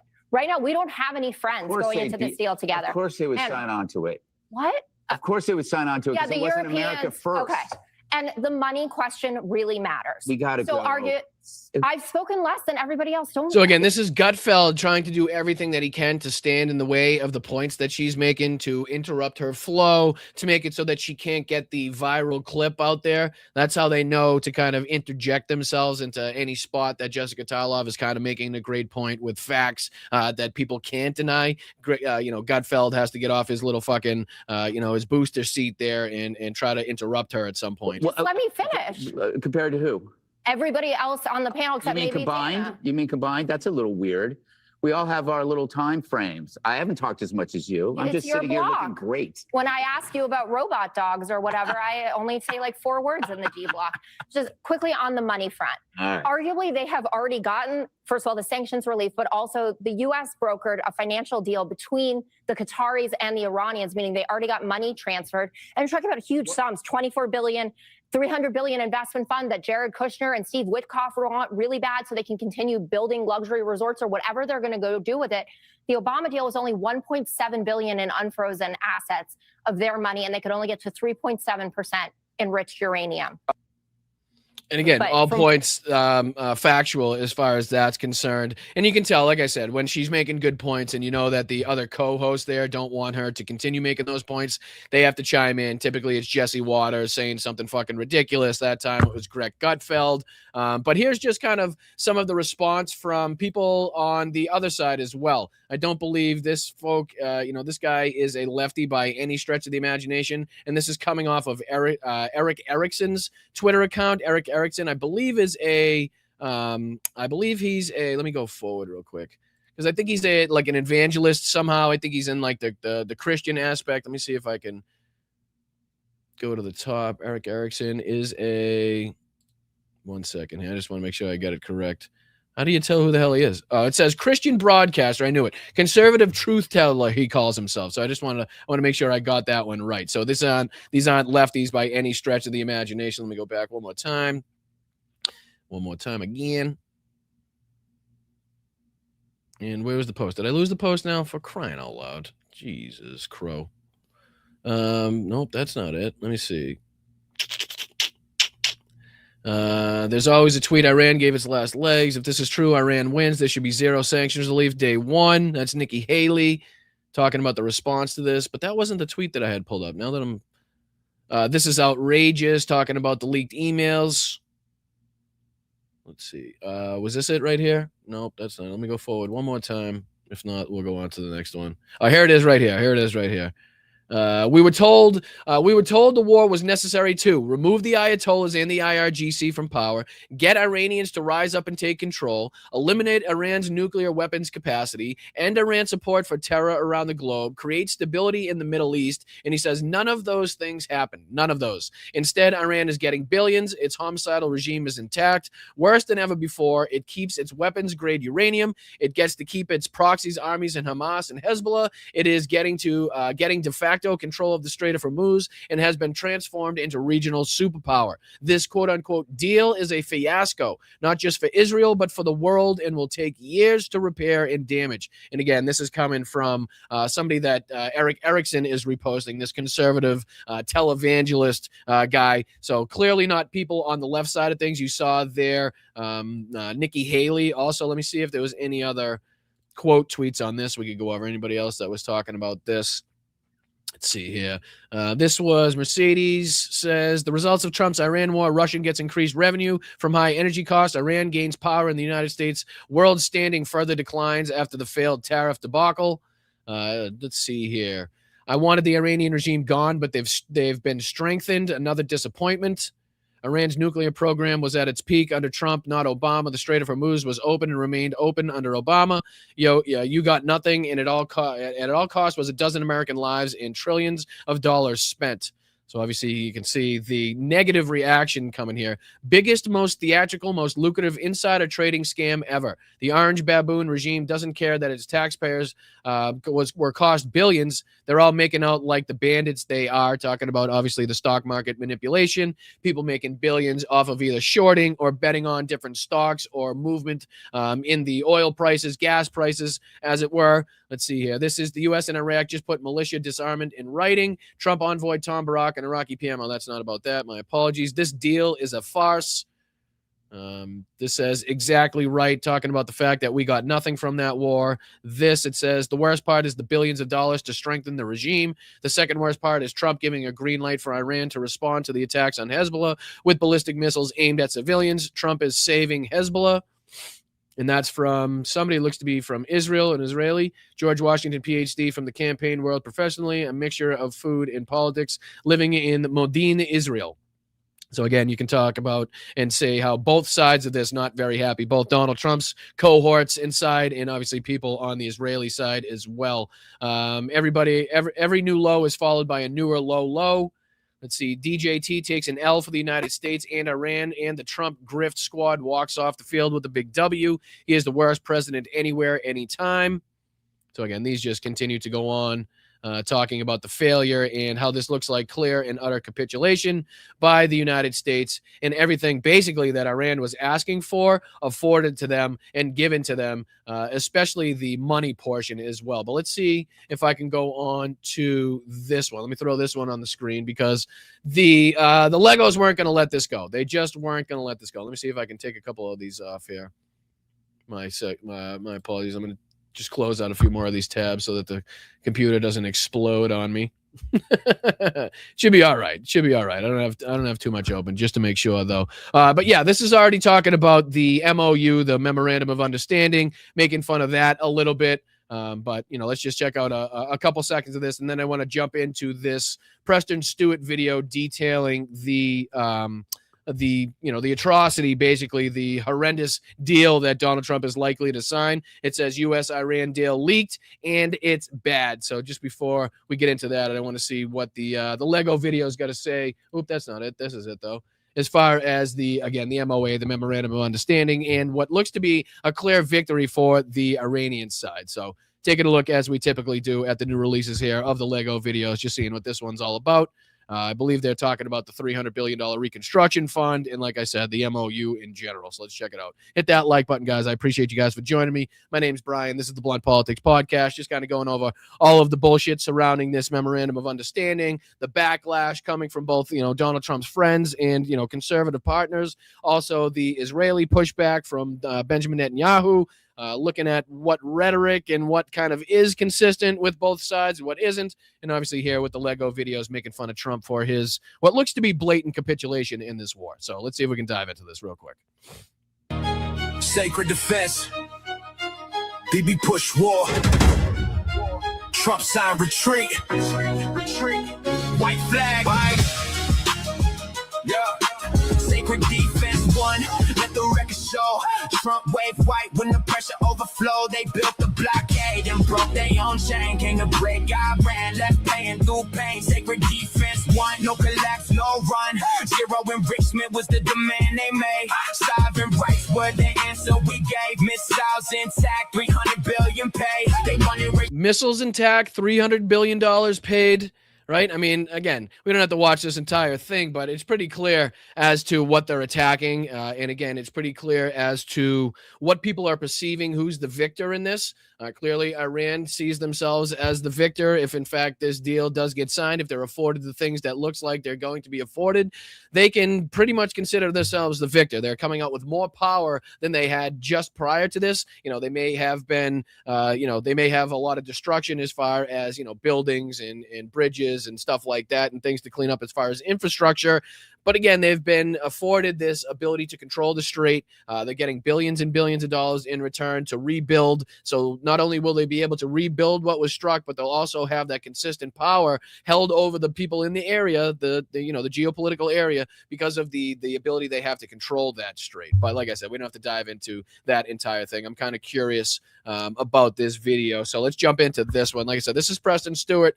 Typically, we're looking at his recounting his reports on the war in Ukraine, but here he felt it necessary to kind of dive into the U.S. deal that's going to be made and tell everybody kind of how disastrous that deal is, if in fact, what's being reported comes out to be what's actually in that deal. So let's see if we can just go through a couple minutes of this talking about the U.S.-Iran deal being leaked and that it is bad. And he goes over that same post that we looked at the beginning of the podcast, going over, I believe it was like 13 points that were released. He goes over that same tweet, so we might have some more detailed information about that as well. So let's see if we can dive into that. Hit that like button, subscribe to the channel. I appreciate you guys. Let's get to 25,000 subscribers. Only with your help that we're going to get there. Let's dive into it.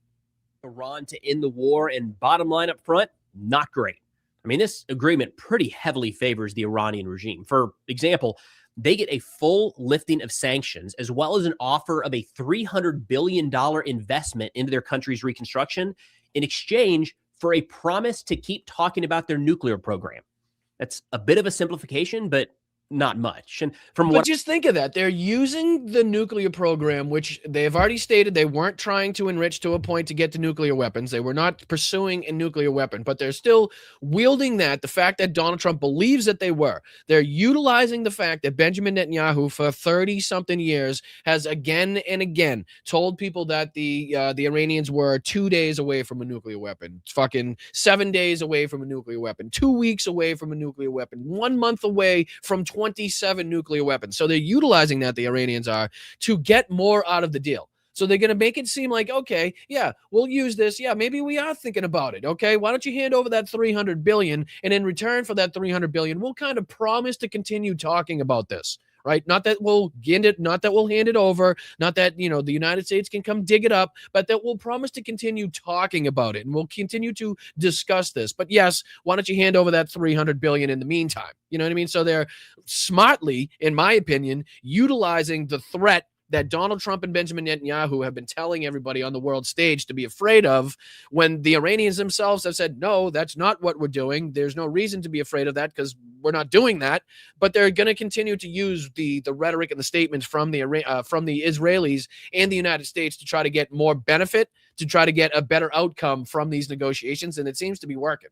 Seems to be the United States is so worried about it that they're going to, in some way, shape, or form, either start this fund themselves with $300 billion or demand that our, Gulf partners come up with this fund. But no matter what, that money's going to make its way to Iran. So again, whether it comes from the United States itself or different areas around the region, they're still getting that money. So there's no way around it, basically, for this administration, regardless of who it's coming from. I can see this memorandum of understanding lays out terms that are worse for the United States and better for Iran than before the war started, which means this war moved us into a worse negotiating position as it sits today.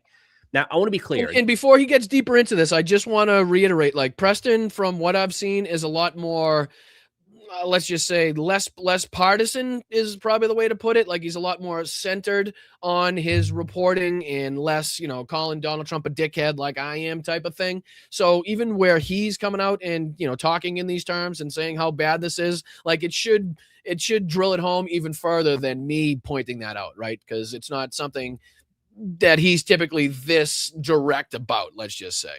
There's a lot of spin coming out around this right now and very few official statements.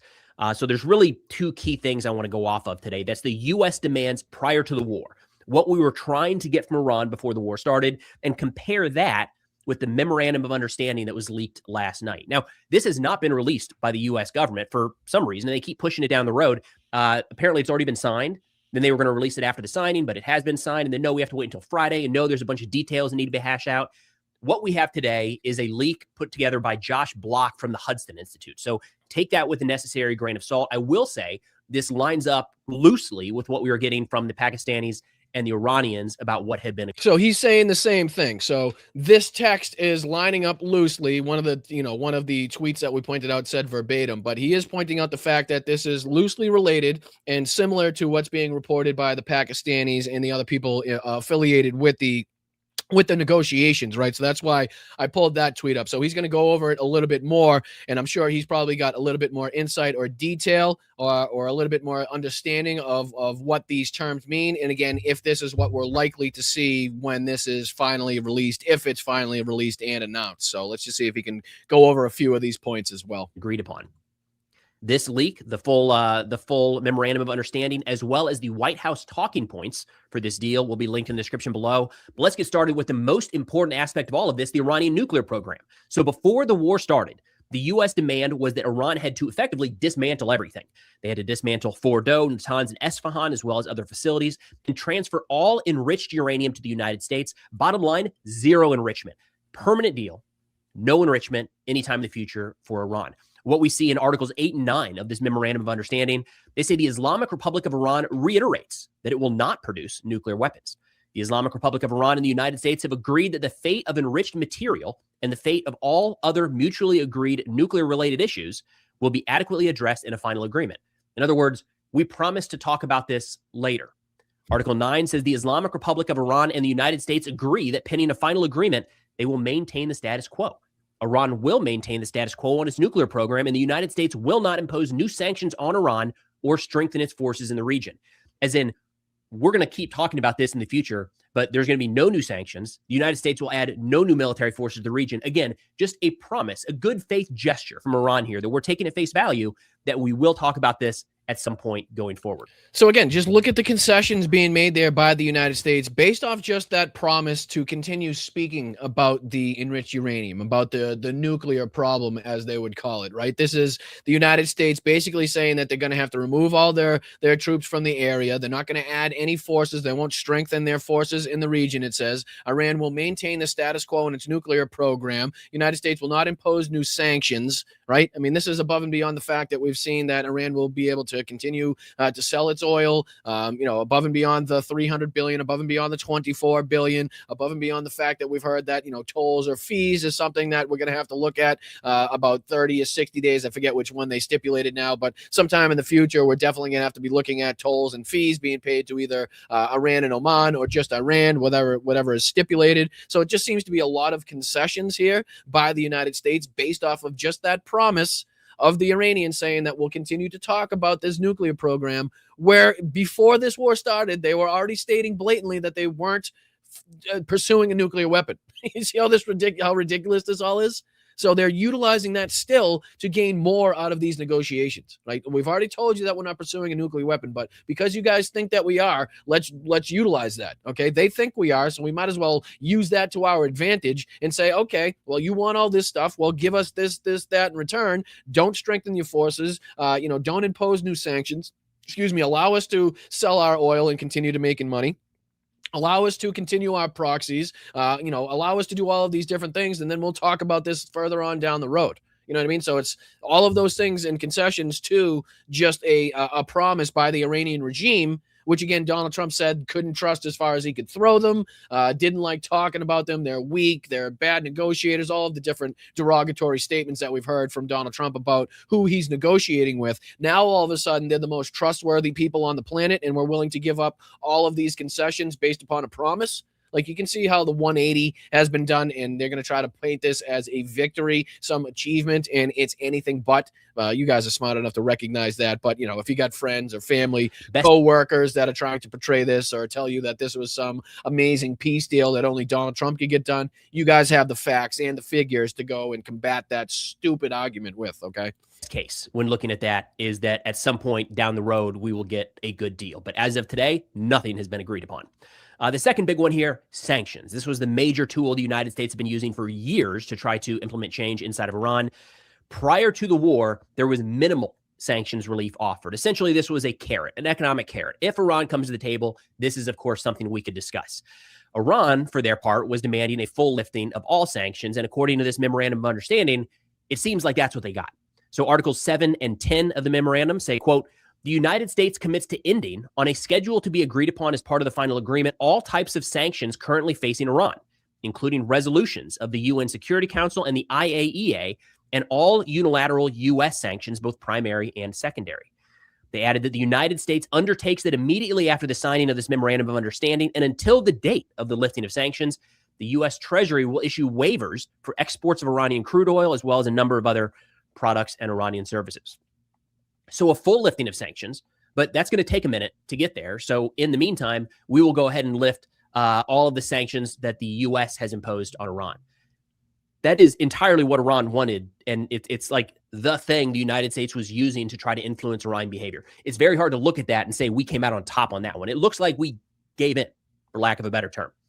Now, I do want to stress there's a lot not in the Memorandum of Understanding. Some key aspects here, of course, details, which is critically important to anything of this magnitude. There's nothing about the dismantlement of nuclear facilities. There's nothing about the transfer or destruction of enriched uranium out of Iran. There's nothing about future enrichment limits for Iran.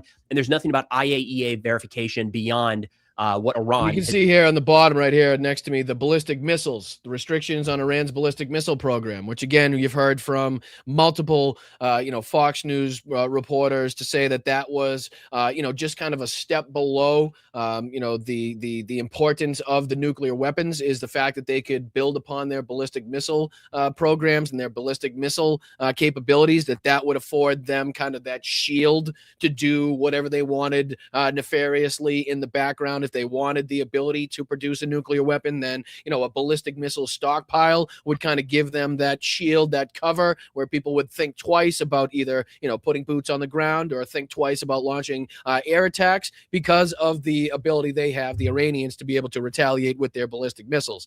That's not being talked about anymore. Nobody's talking about their drones. Nobody's talking about their Shaheds. Nobody's talking about their missile capabilities. It just seems to be, forgotten, dust in the wind, a fart in the wind at this point in time, where, again, these were huge talking points, huge sticking points for all of the Republicans, all of the conservatives, and definitely the Trump administration before they started this war. These are things that they wanted to see changed, eradicated, eliminated, whatever you want to say. Just said they promised to do. There's also nothing in here about the Iranian ballistic missile program at all. And there's nothing about their proxy networks or these organizations that they fund around the Middle East and throughout the world. Those were key components leading into this. And even at the opening days of the war, stressed by President Trump and the administration that these were the non-negotiable issues in this conflict. Now, proxies were kind of addressed loosely. In Article 2 of the Memorandum of Understanding, it says the Islamic Republic of Iran and the United States undertake to respect each other's sovereignty and territorial integrity and to refrain from interfering in each other's internal affairs. I mean, it kind of says, like, you leave us alone. But very vague and generalized, right? There's no specificity in that whatsoever. And it almost was like the release that we saw and played on the show the other day that was supposedly coming from the Iranian side was much more specific and much more detailed than what we're seeing here. So again, maybe that's based off of who this is reported by, kind of who's talking about this, and the actual text will be different. But it seems to be more broad and more generalized, compared to, again, the rhetoric in the statements that we saw just a couple days ago from the Iranian side. I know we're seeing here, 30 days, 60 days. But again, it just, I feel like there was more specificity in the latest leaks, or the leaks just a couple days ago. Leave you alone is the gist of that. But keep in mind, the proxies are an integral part of the Iranian defense strategy. And this kind of can be interpreted as, we're not going to mess with the proxies. You guys do you and we'll do us. But again, that's the closest this even comes to addressing the proxy issue. We have a couple of key components here that have been added in. One of the most politically explosive right now is the $300 billion question.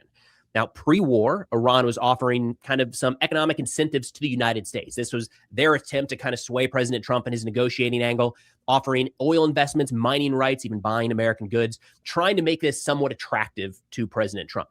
That seems to have completely shifted.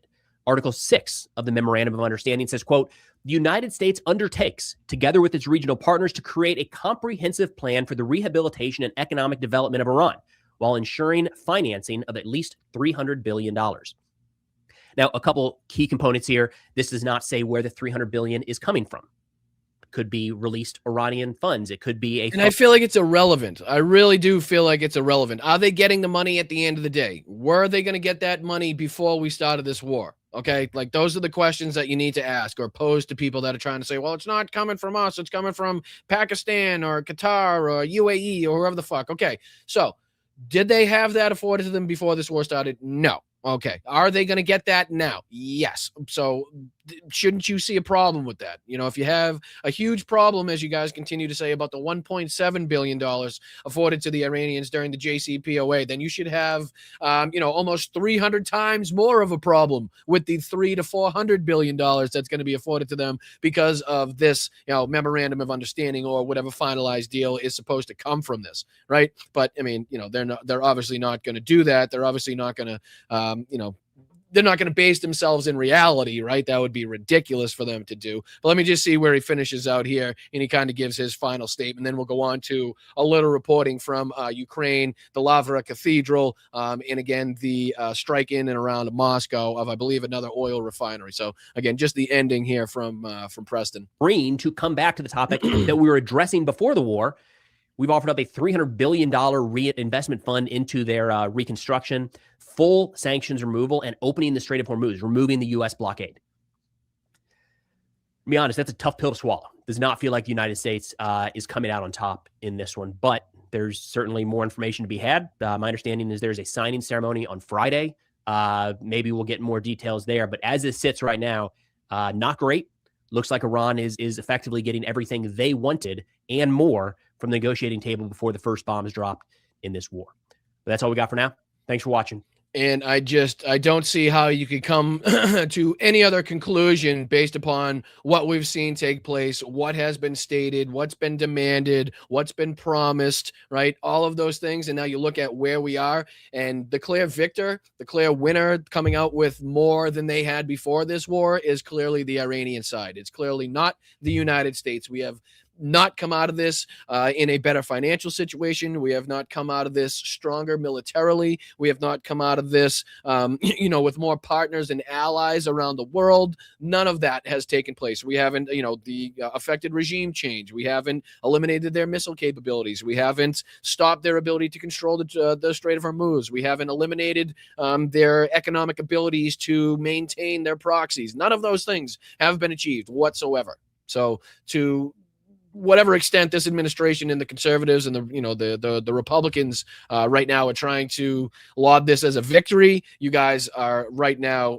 got all the ammunition you need to combat that bullshit and to say, look, this is just an outright abject disaster, and here's why. So, all right, let's see if we can jump into this next portion here, because obviously, like I've told you from the start, we're going to report on the good and the bad of all of these situations. And this is certainly on the bad side, but definitely along the lines and consistent with what we've seen Russia do and attack throughout this war. But this was some video coming in from the Russian attack on the Pechersk Lavra, which is this 1,000-year-old cathedral in Kyiv, which saw at least 2, I believe, if not more, drones hit it.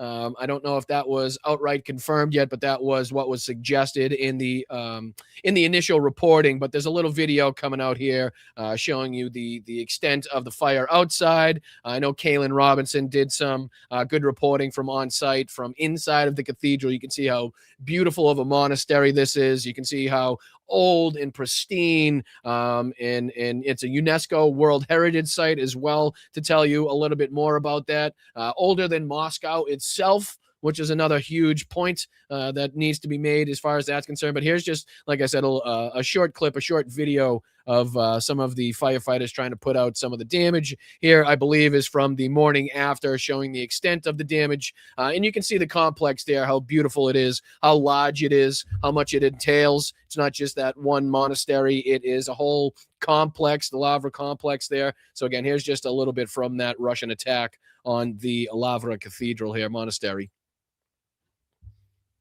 I don't think there's any sound on it. It's just kind of a little video. There you go.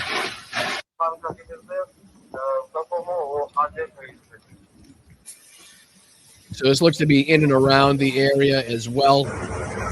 There's more from the monastery itself.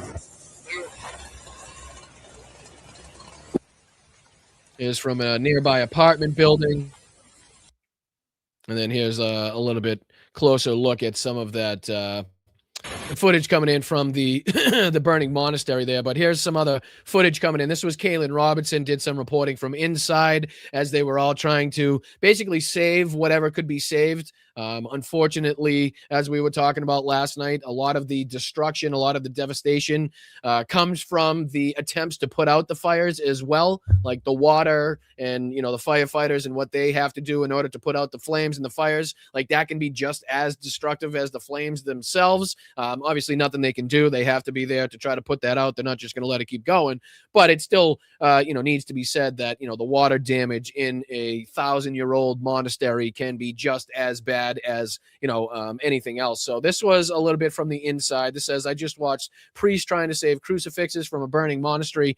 This is what Russia is destroying. The Kyiv Lavra is one of the holiest Orthodox sites on earth, a UNESCO World Heritage Site. Moscow calls itself a Christian civilization. It's literally barbarism. So again, here's just a quick 1-minute portion of his clip, of his video that he had from inside, again, trying to save some of these historic relics and other artifacts as well. So there's a priest behind me right now trying to save a cross, because this building, which is almost 1,000 years old, was hit by Russian missiles. You can see the police officer right behind me is looking out for missiles and drones, which are also coming into the city.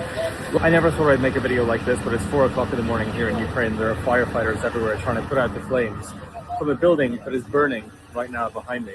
And I actually can't believe that I'm witnessing this right now, and everyone is on edge. These firefighters are putting their lives at risk just to try and save this building. So priests here are... I mean, you can see there, sorry, it's blurry, but I mean, you can see the beauty of this place. And this is just, like I said, one of the pieces of the complex that makes up, this monastery. And it's just, all of it is incredibly important, incredibly old, incredibly historic. And it's just, it's a shame to see that it gets targeted like this by Russians who, again, like you said, you point out the hypocrisy of calling themselves a Christian civilization while also enacting things like this, doing things like this. Save artifacts and trying to save things that are sacred as well. Then some bullets just, I don't know how to explain it, sorry. The reason that I came here right now to make this video is to show that this is actually the war that Russia is waging on the civilized world. It's nothing to do with land or territory. And even though right now it's still super dangerous, I came here for a very specific reason. Look at this. This isn't faith.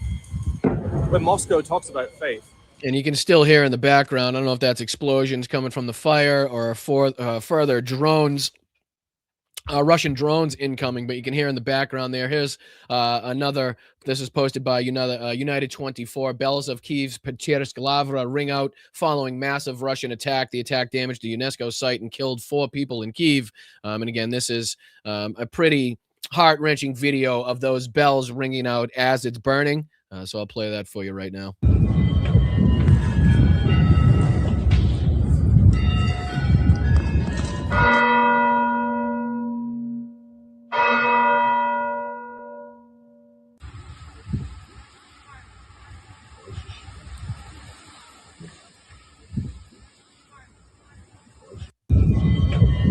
You can see there just a short video of the bells ringing. As Jay in Kyiv says, Russia has hit Kyiv's 975-year-old Pecherska Lavra complex, one of the world's cradles of Christianity. And again, here's just some videos and footage and pictures coming in from that attack as well. You can see the extent of the fire that was burning on the roof there from a little further away. And I think there was one, this other video coming in right here as well. Might be the bells. Yeah. So again, just a little bit more on that. This is Anna says, where were you defenders of religion where Zelensky's regime raided, yada, yada, yada, imprisoned priests. So that's on the opposite side of things we don't care about. This is Ilya Ponomarenko says the Great Church of Kyiv, Pecherska Lavra, as seen last Christmas, the very one that the Russians tried to destroy last night. This was a time of severe electricity shortages, but there was a lot of light within. So this is just showing you what it looked like before the Russian attack inside and the beauty of this place. Check this out. Look at how amazing this is. And again, there's no, as he said, there's no electricity, so the lights are off, but you can still see the grandeur and the beauty of it.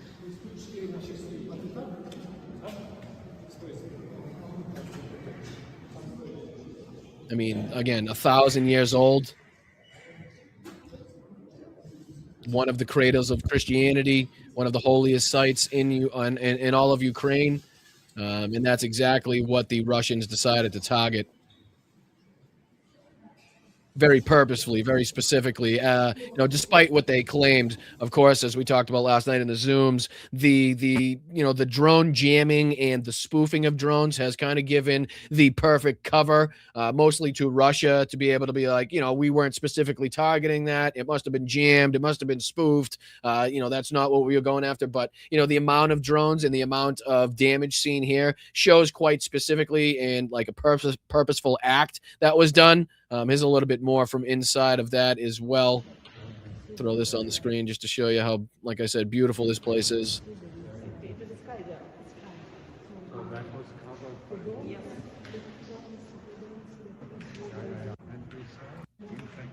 There's a little bit more from inside there, but let's see here if we can get some more updates, because there was a little bit more from this one as well. Oop, let me pause that. My apologies. And then we'll go into this portion here, because this gives a little bit more of an update. This is Denis Davidov, just kind of giving us a little bit more information about that strike on the Lavra Monastery. And then we'll go on to the Moscow strike here by Professor Explains.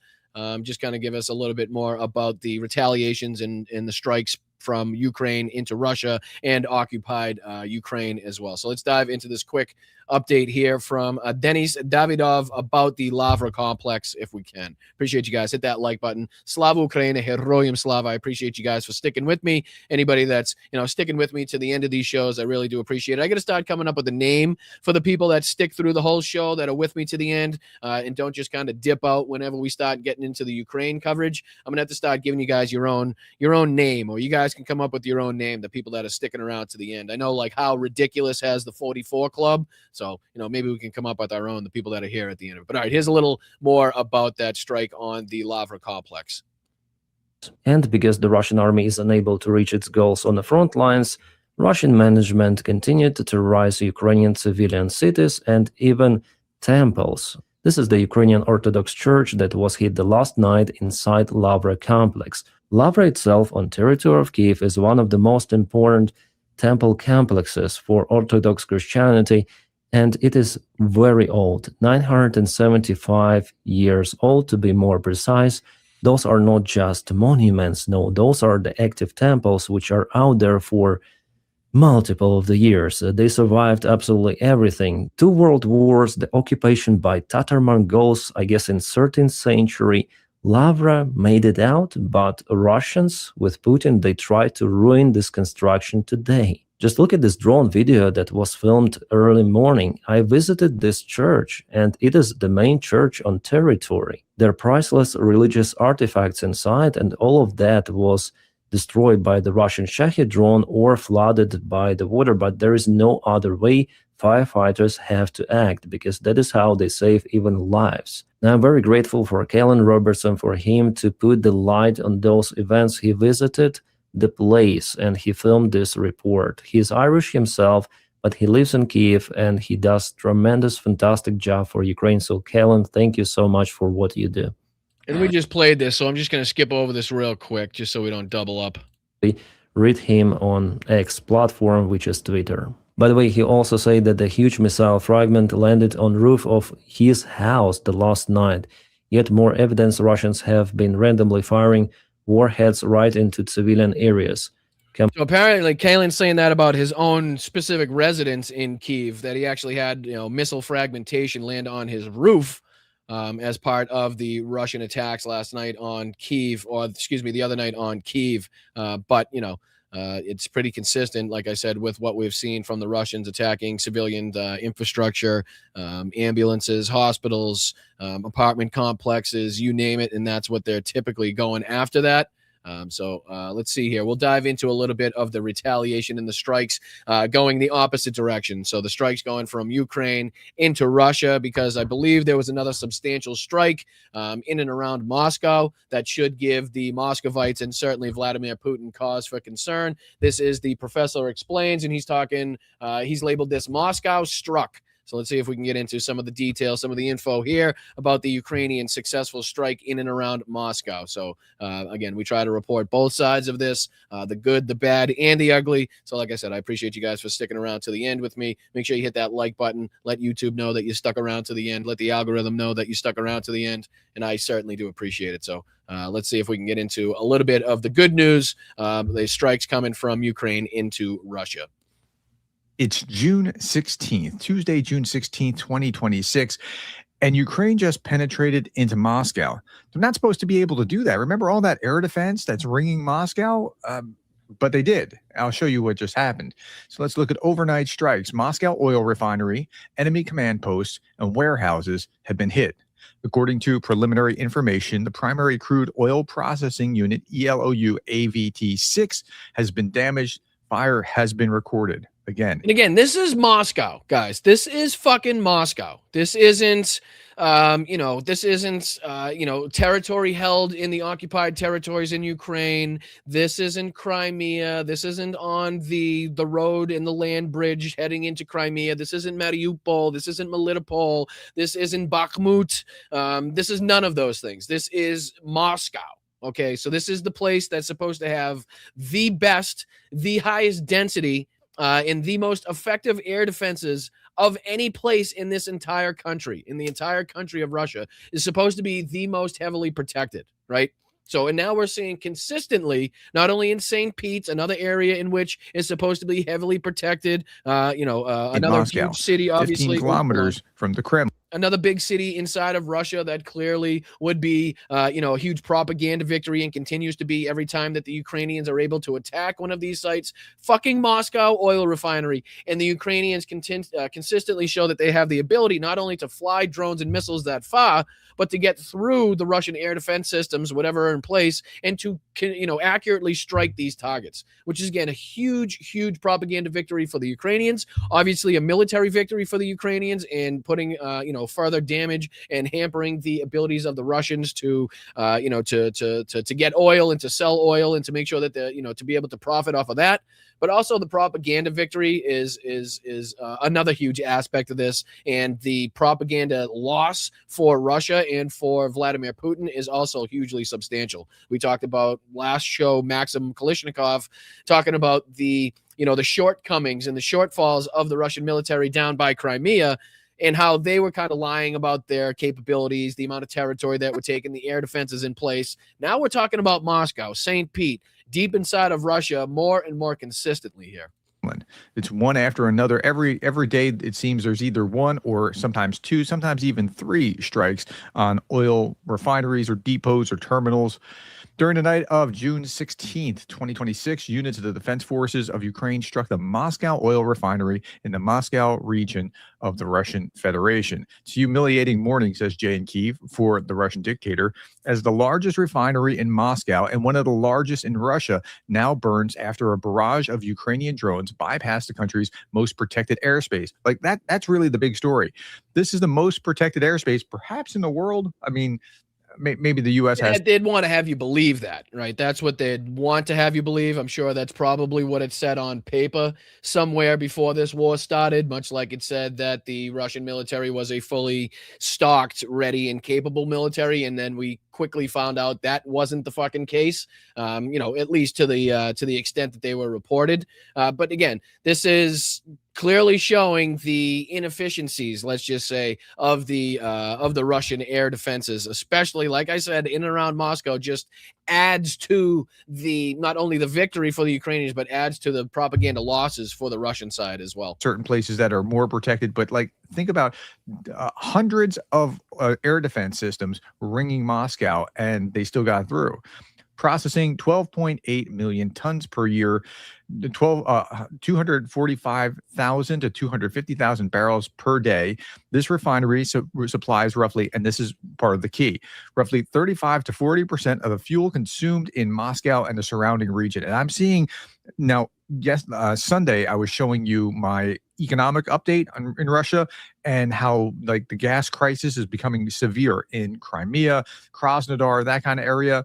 And again, I told you that, and we also told you that it was expanding into certain parts of Russian territory, certain parts of Russia. So not occupied Crimea, not occupied territories in Ukraine, but even these fuel shortages now reported by some, Russian civilians and put on different social media sites that it's now extending into different parts of Russian territory itself. And these fuel shortages, the fact that, you have to go kind of surfing for coupons on Telegram, like certain positions and certain places that the Russians are in. Like the only way that you can get gas on certain days or get gas at all is to have this like QR code that you have to search online for, and it's only posted at certain times. And people are complaining all over the place that the last thing they want to do after a long day of work is to sit there till midnight, 1 a.m. to kind of sift through social media looking for these QR codes so they can get to work the next day.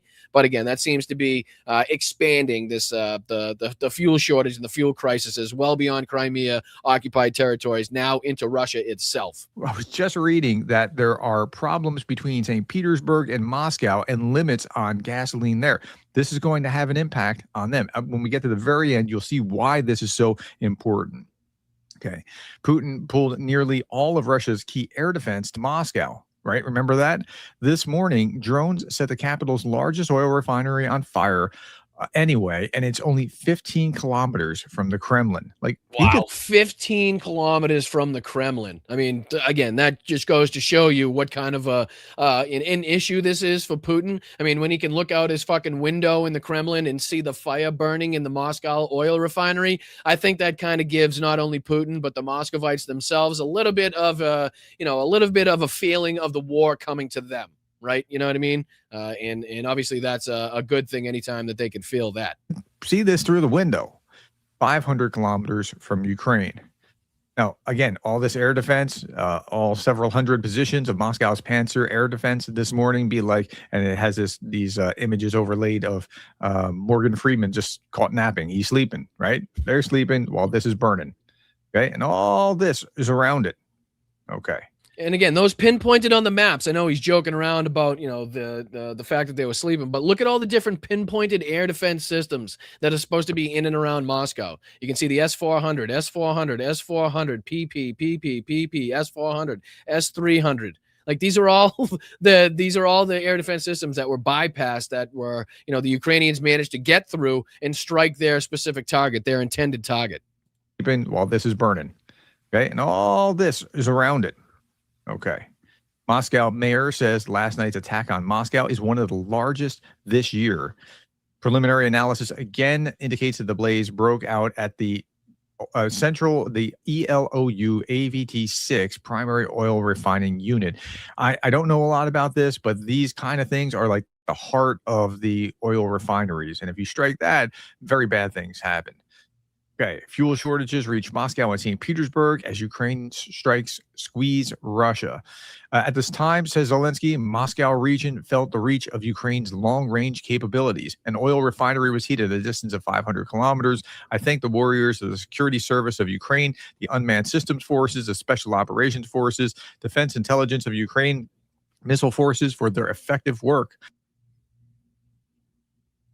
Well, let me see if we can go over here. Russia real must quick. be forced to end this. 1 second. I'm going to pop this on, see if we can show you on the map where we're talking about here, right? So let's go over to here. We can see these are all different like gas facilities and stuff. Rosneft.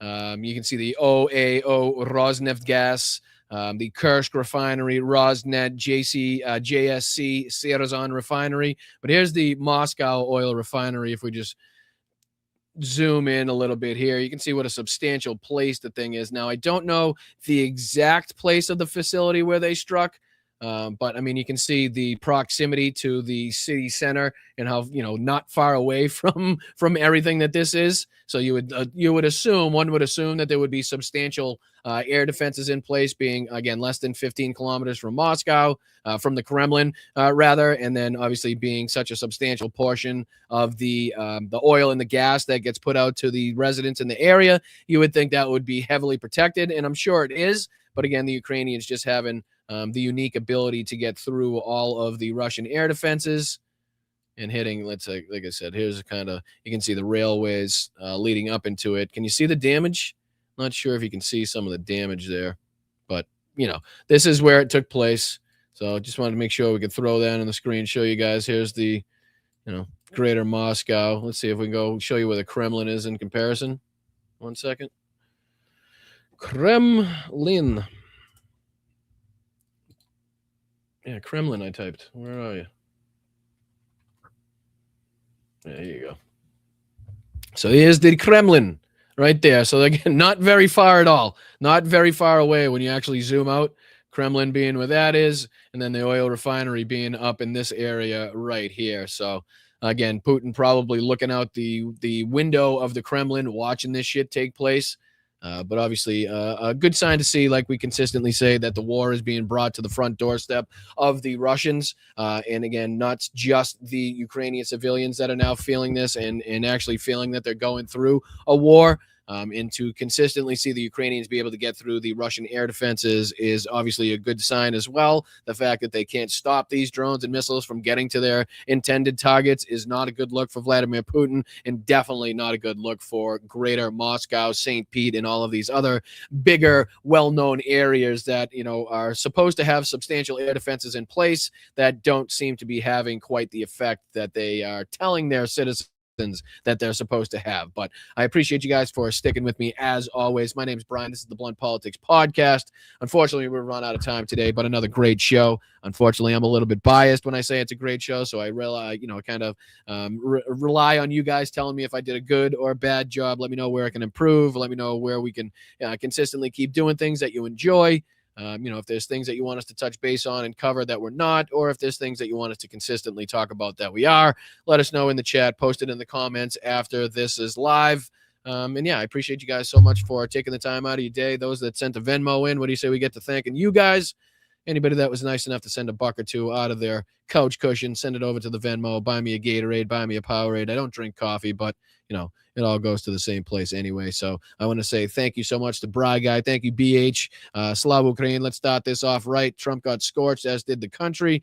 This was and is a horseshit ploy to make up for stupidity. I agree with all of that, Bry Guy. Thank you so much for everything that you do for this channel. Much appreciated. Thank you, Sarah G.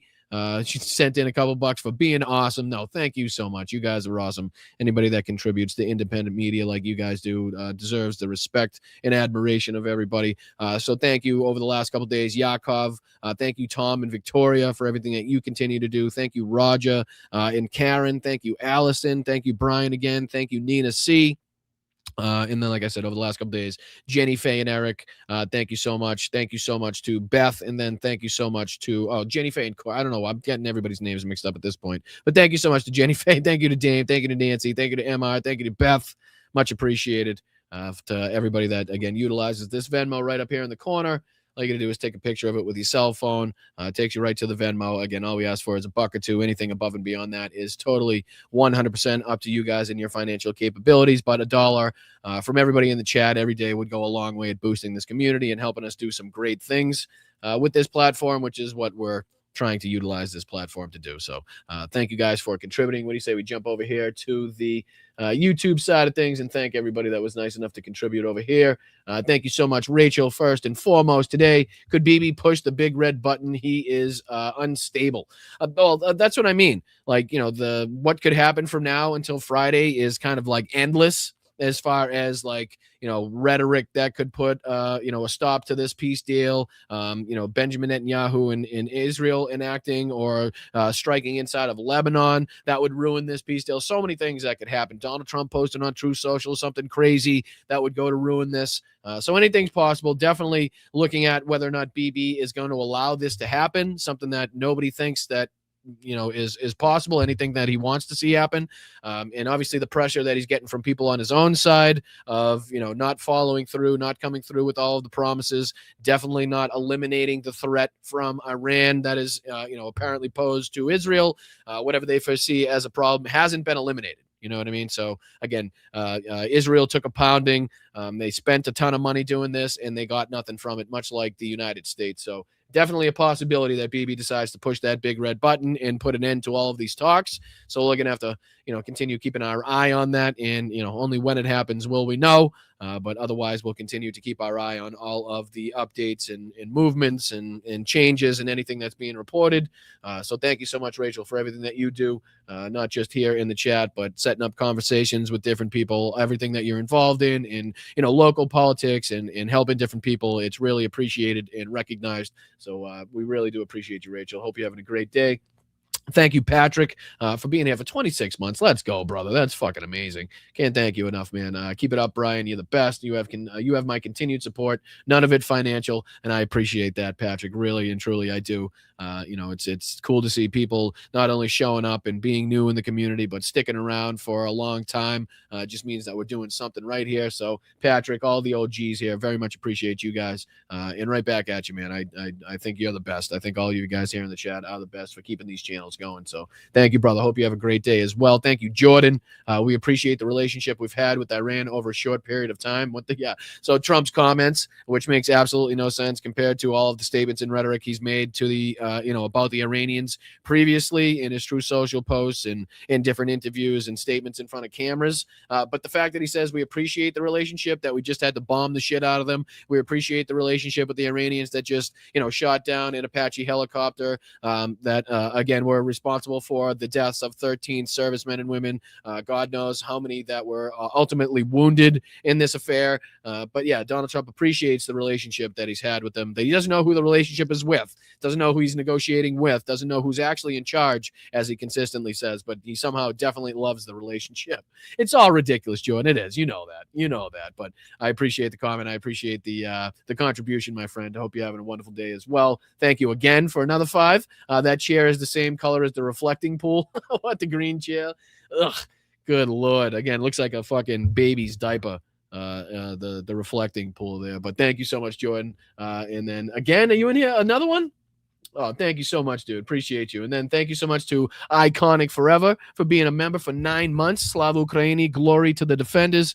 Much appreciated, Iconic. Thank you so much for your contributions. Thank you so much for your participation in this community. And obviously being a member for 9 months is very much appreciated. Very grateful for all of the members, all of the Patreon members that basically make up the backbone of this community. I am very grateful for everybody that sends in super chats and does all of the other things. But, you know, the people that are here for me month after month, week after week, day after day, regardless of views, regardless of what's being reported, that is ultimately the backbone of this community. And I just want to consistently and forever tell you guys how grateful I am for all of the YouTube members, all of the Patreon members, and then again, everybody that throws in super chats and super stickers and reaches milestones.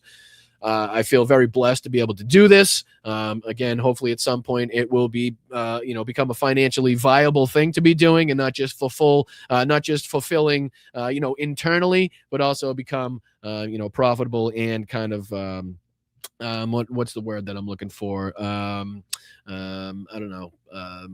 I'm going to think of it at some point. You just wait there for a second. I'm going to think of the point, and not beneficial, not positive, but like a winning thing. You know what I mean? I'm not coming up with the term that I want to, but I think you guys know where I'm going to make this, to make this a victory, to make this good. I don't know, one of those terms. Fuck, I had it, but I lost it. My apologies. But Iconic Forever, thank you so much for becoming a member for 9 months. At some point, I'm going to wake up in the middle of the night tonight and just like lunge up out of my sleep and remember the word that I was trying to think of, because that's always how it happens. But thank you, JD, for the 5. Viva la Resistance. As always, much appreciated seeing you here, going right in the swear job, my friend. Shout out to you. Hope you're having a great day. Thank you to Bicycle Mike for everything that you do, my friend. I really do appreciate it. F Trump, F Cancer, F Adams Neighbors, F Adams Neighbors, Adams Neighbors. Who's Adam? Oh, I got you. I'm with you. Took me a second. Had to catch up. But yes, Bicycle Mike, I definitely second that. So much appreciated, my friend. Hope you're having a wonderful day. Thank you, Greg. Good show today. Keep it up. Much appreciated, my friend. It's only with your help and contributions that we're able to do this. So appreciate you being in the chat every single day. Thank you so much to Susie as well. Love you, Brian. Hi, Pops. I'm still here. Well, shout out to you, Susie, and thank you so much for being a member for 17 months. We got John McDonough. I tried, but disabled. You're worth it. Huge effort, Brian. Appreciate it. Well, thank you so much, John. I really do. Thank you so much for everything that you've doing and everything that you do. And obviously, if you don't have it, I don't want to be putting people in a bad financial position. So there is no sorries to be had that you can't do more. I appreciate it so much, John, for that. $10 goes a long, long way. And like I said, I hope that people aren't kind of putting themselves in a difficult position to try to help me out. That is not what I'm looking for. You know what I mean? Would like to hit a different crowd that's maybe, a little bit more not robbing Peter to pay Paul, if you get what I'm saying. But John, very much appreciated. Respect the hell out of you, my friend.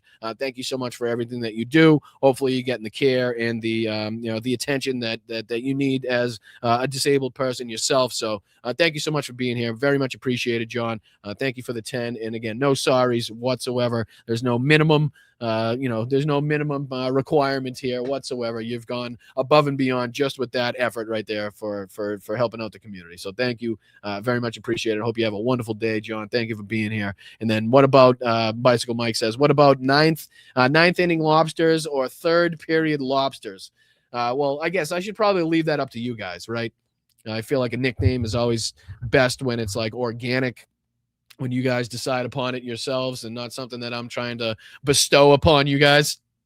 But whatever you guys think, you guys let me know. But just for, congratulating people that make it to the end of the show, that watch from, the first second we go live to the second that we hit that button to hop off live. I just want to make sure that I respect and appreciate and congratulate everybody that makes this possible. I really do. So hopefully at some point we'll start seeing those views bump up like we are seeing the subscribers bump up. Seems not to be kind of making a huge difference at some point. But again, I'm not a big analytics guy. I do this because I'm passionate about it, because we've built a fantastic community here, and because these are very important topics. But like I said, hopefully at some point this will all kind of, this will all click. It will all fall into place, and we'll start getting the exposure that I think we deserve, not only here as a show, but also here as a community and what we're involved in. Like I said, be able to raise nearly $15,000 in 2 weeks. In under 2 weeks, as a community here, as a platform, as a channel with less than 25,000 subscribers is incredibly remarkable. And,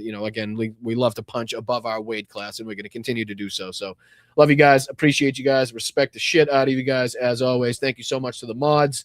Thank you so much to Aliosho over there on Twitch. Thank you to all of the fantastic mods I have over here on YouTube, everybody on Facebook, everybody on Instagram, everybody on Substack.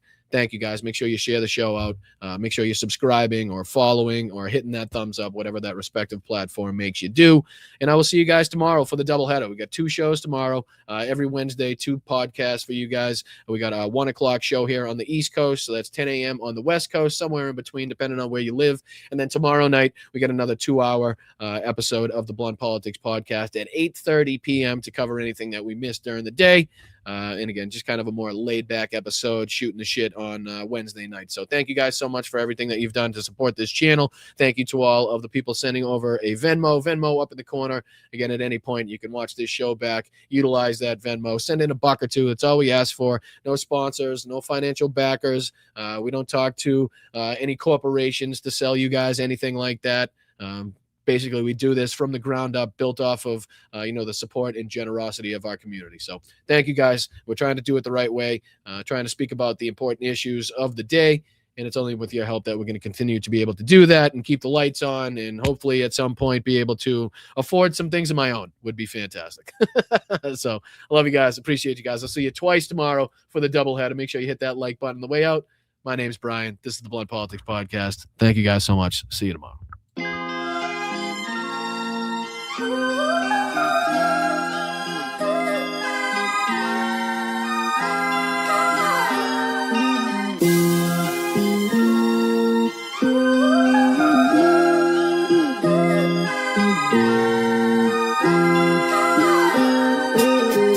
Thanks, Daddy-O. Love you, big guy.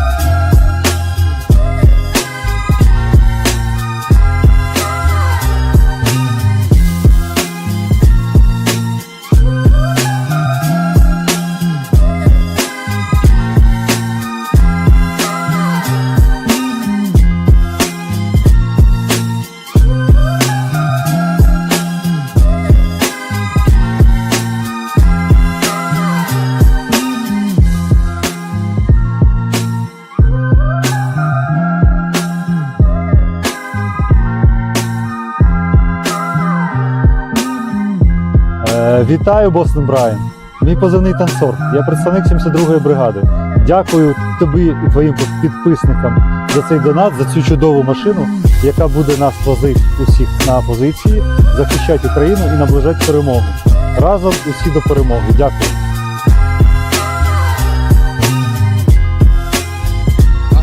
What's going on, Yakov? Everything all right?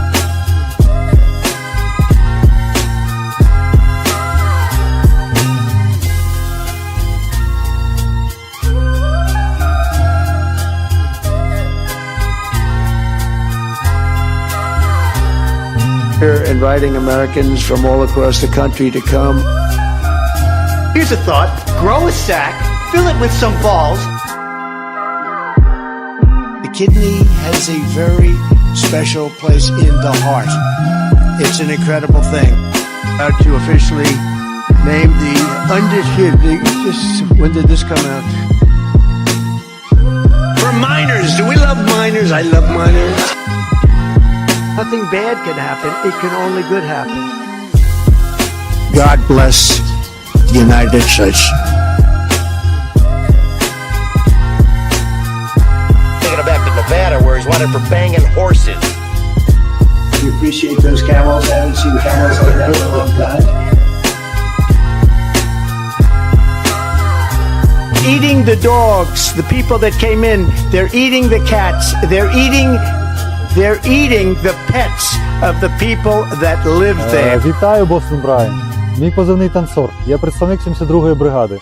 Дякую тобі і твоїм підписникам за цей донат, за цю чудову машину, яка буде нас возити усіх на позиції, захищати Україну і наближати перемогу.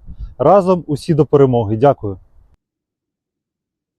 My superpower is being honest. I will eat my neighbors.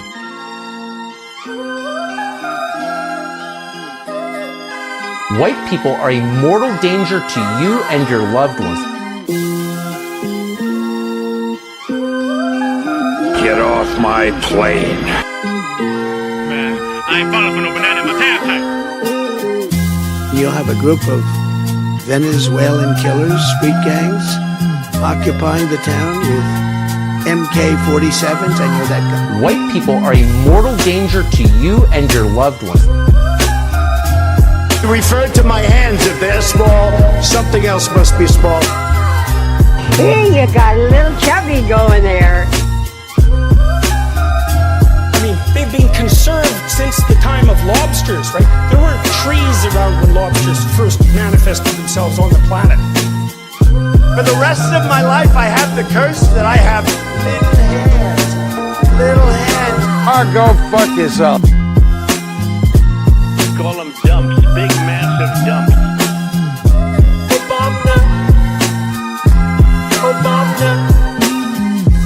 They're just getting acclimated. You know what that means, acclimated?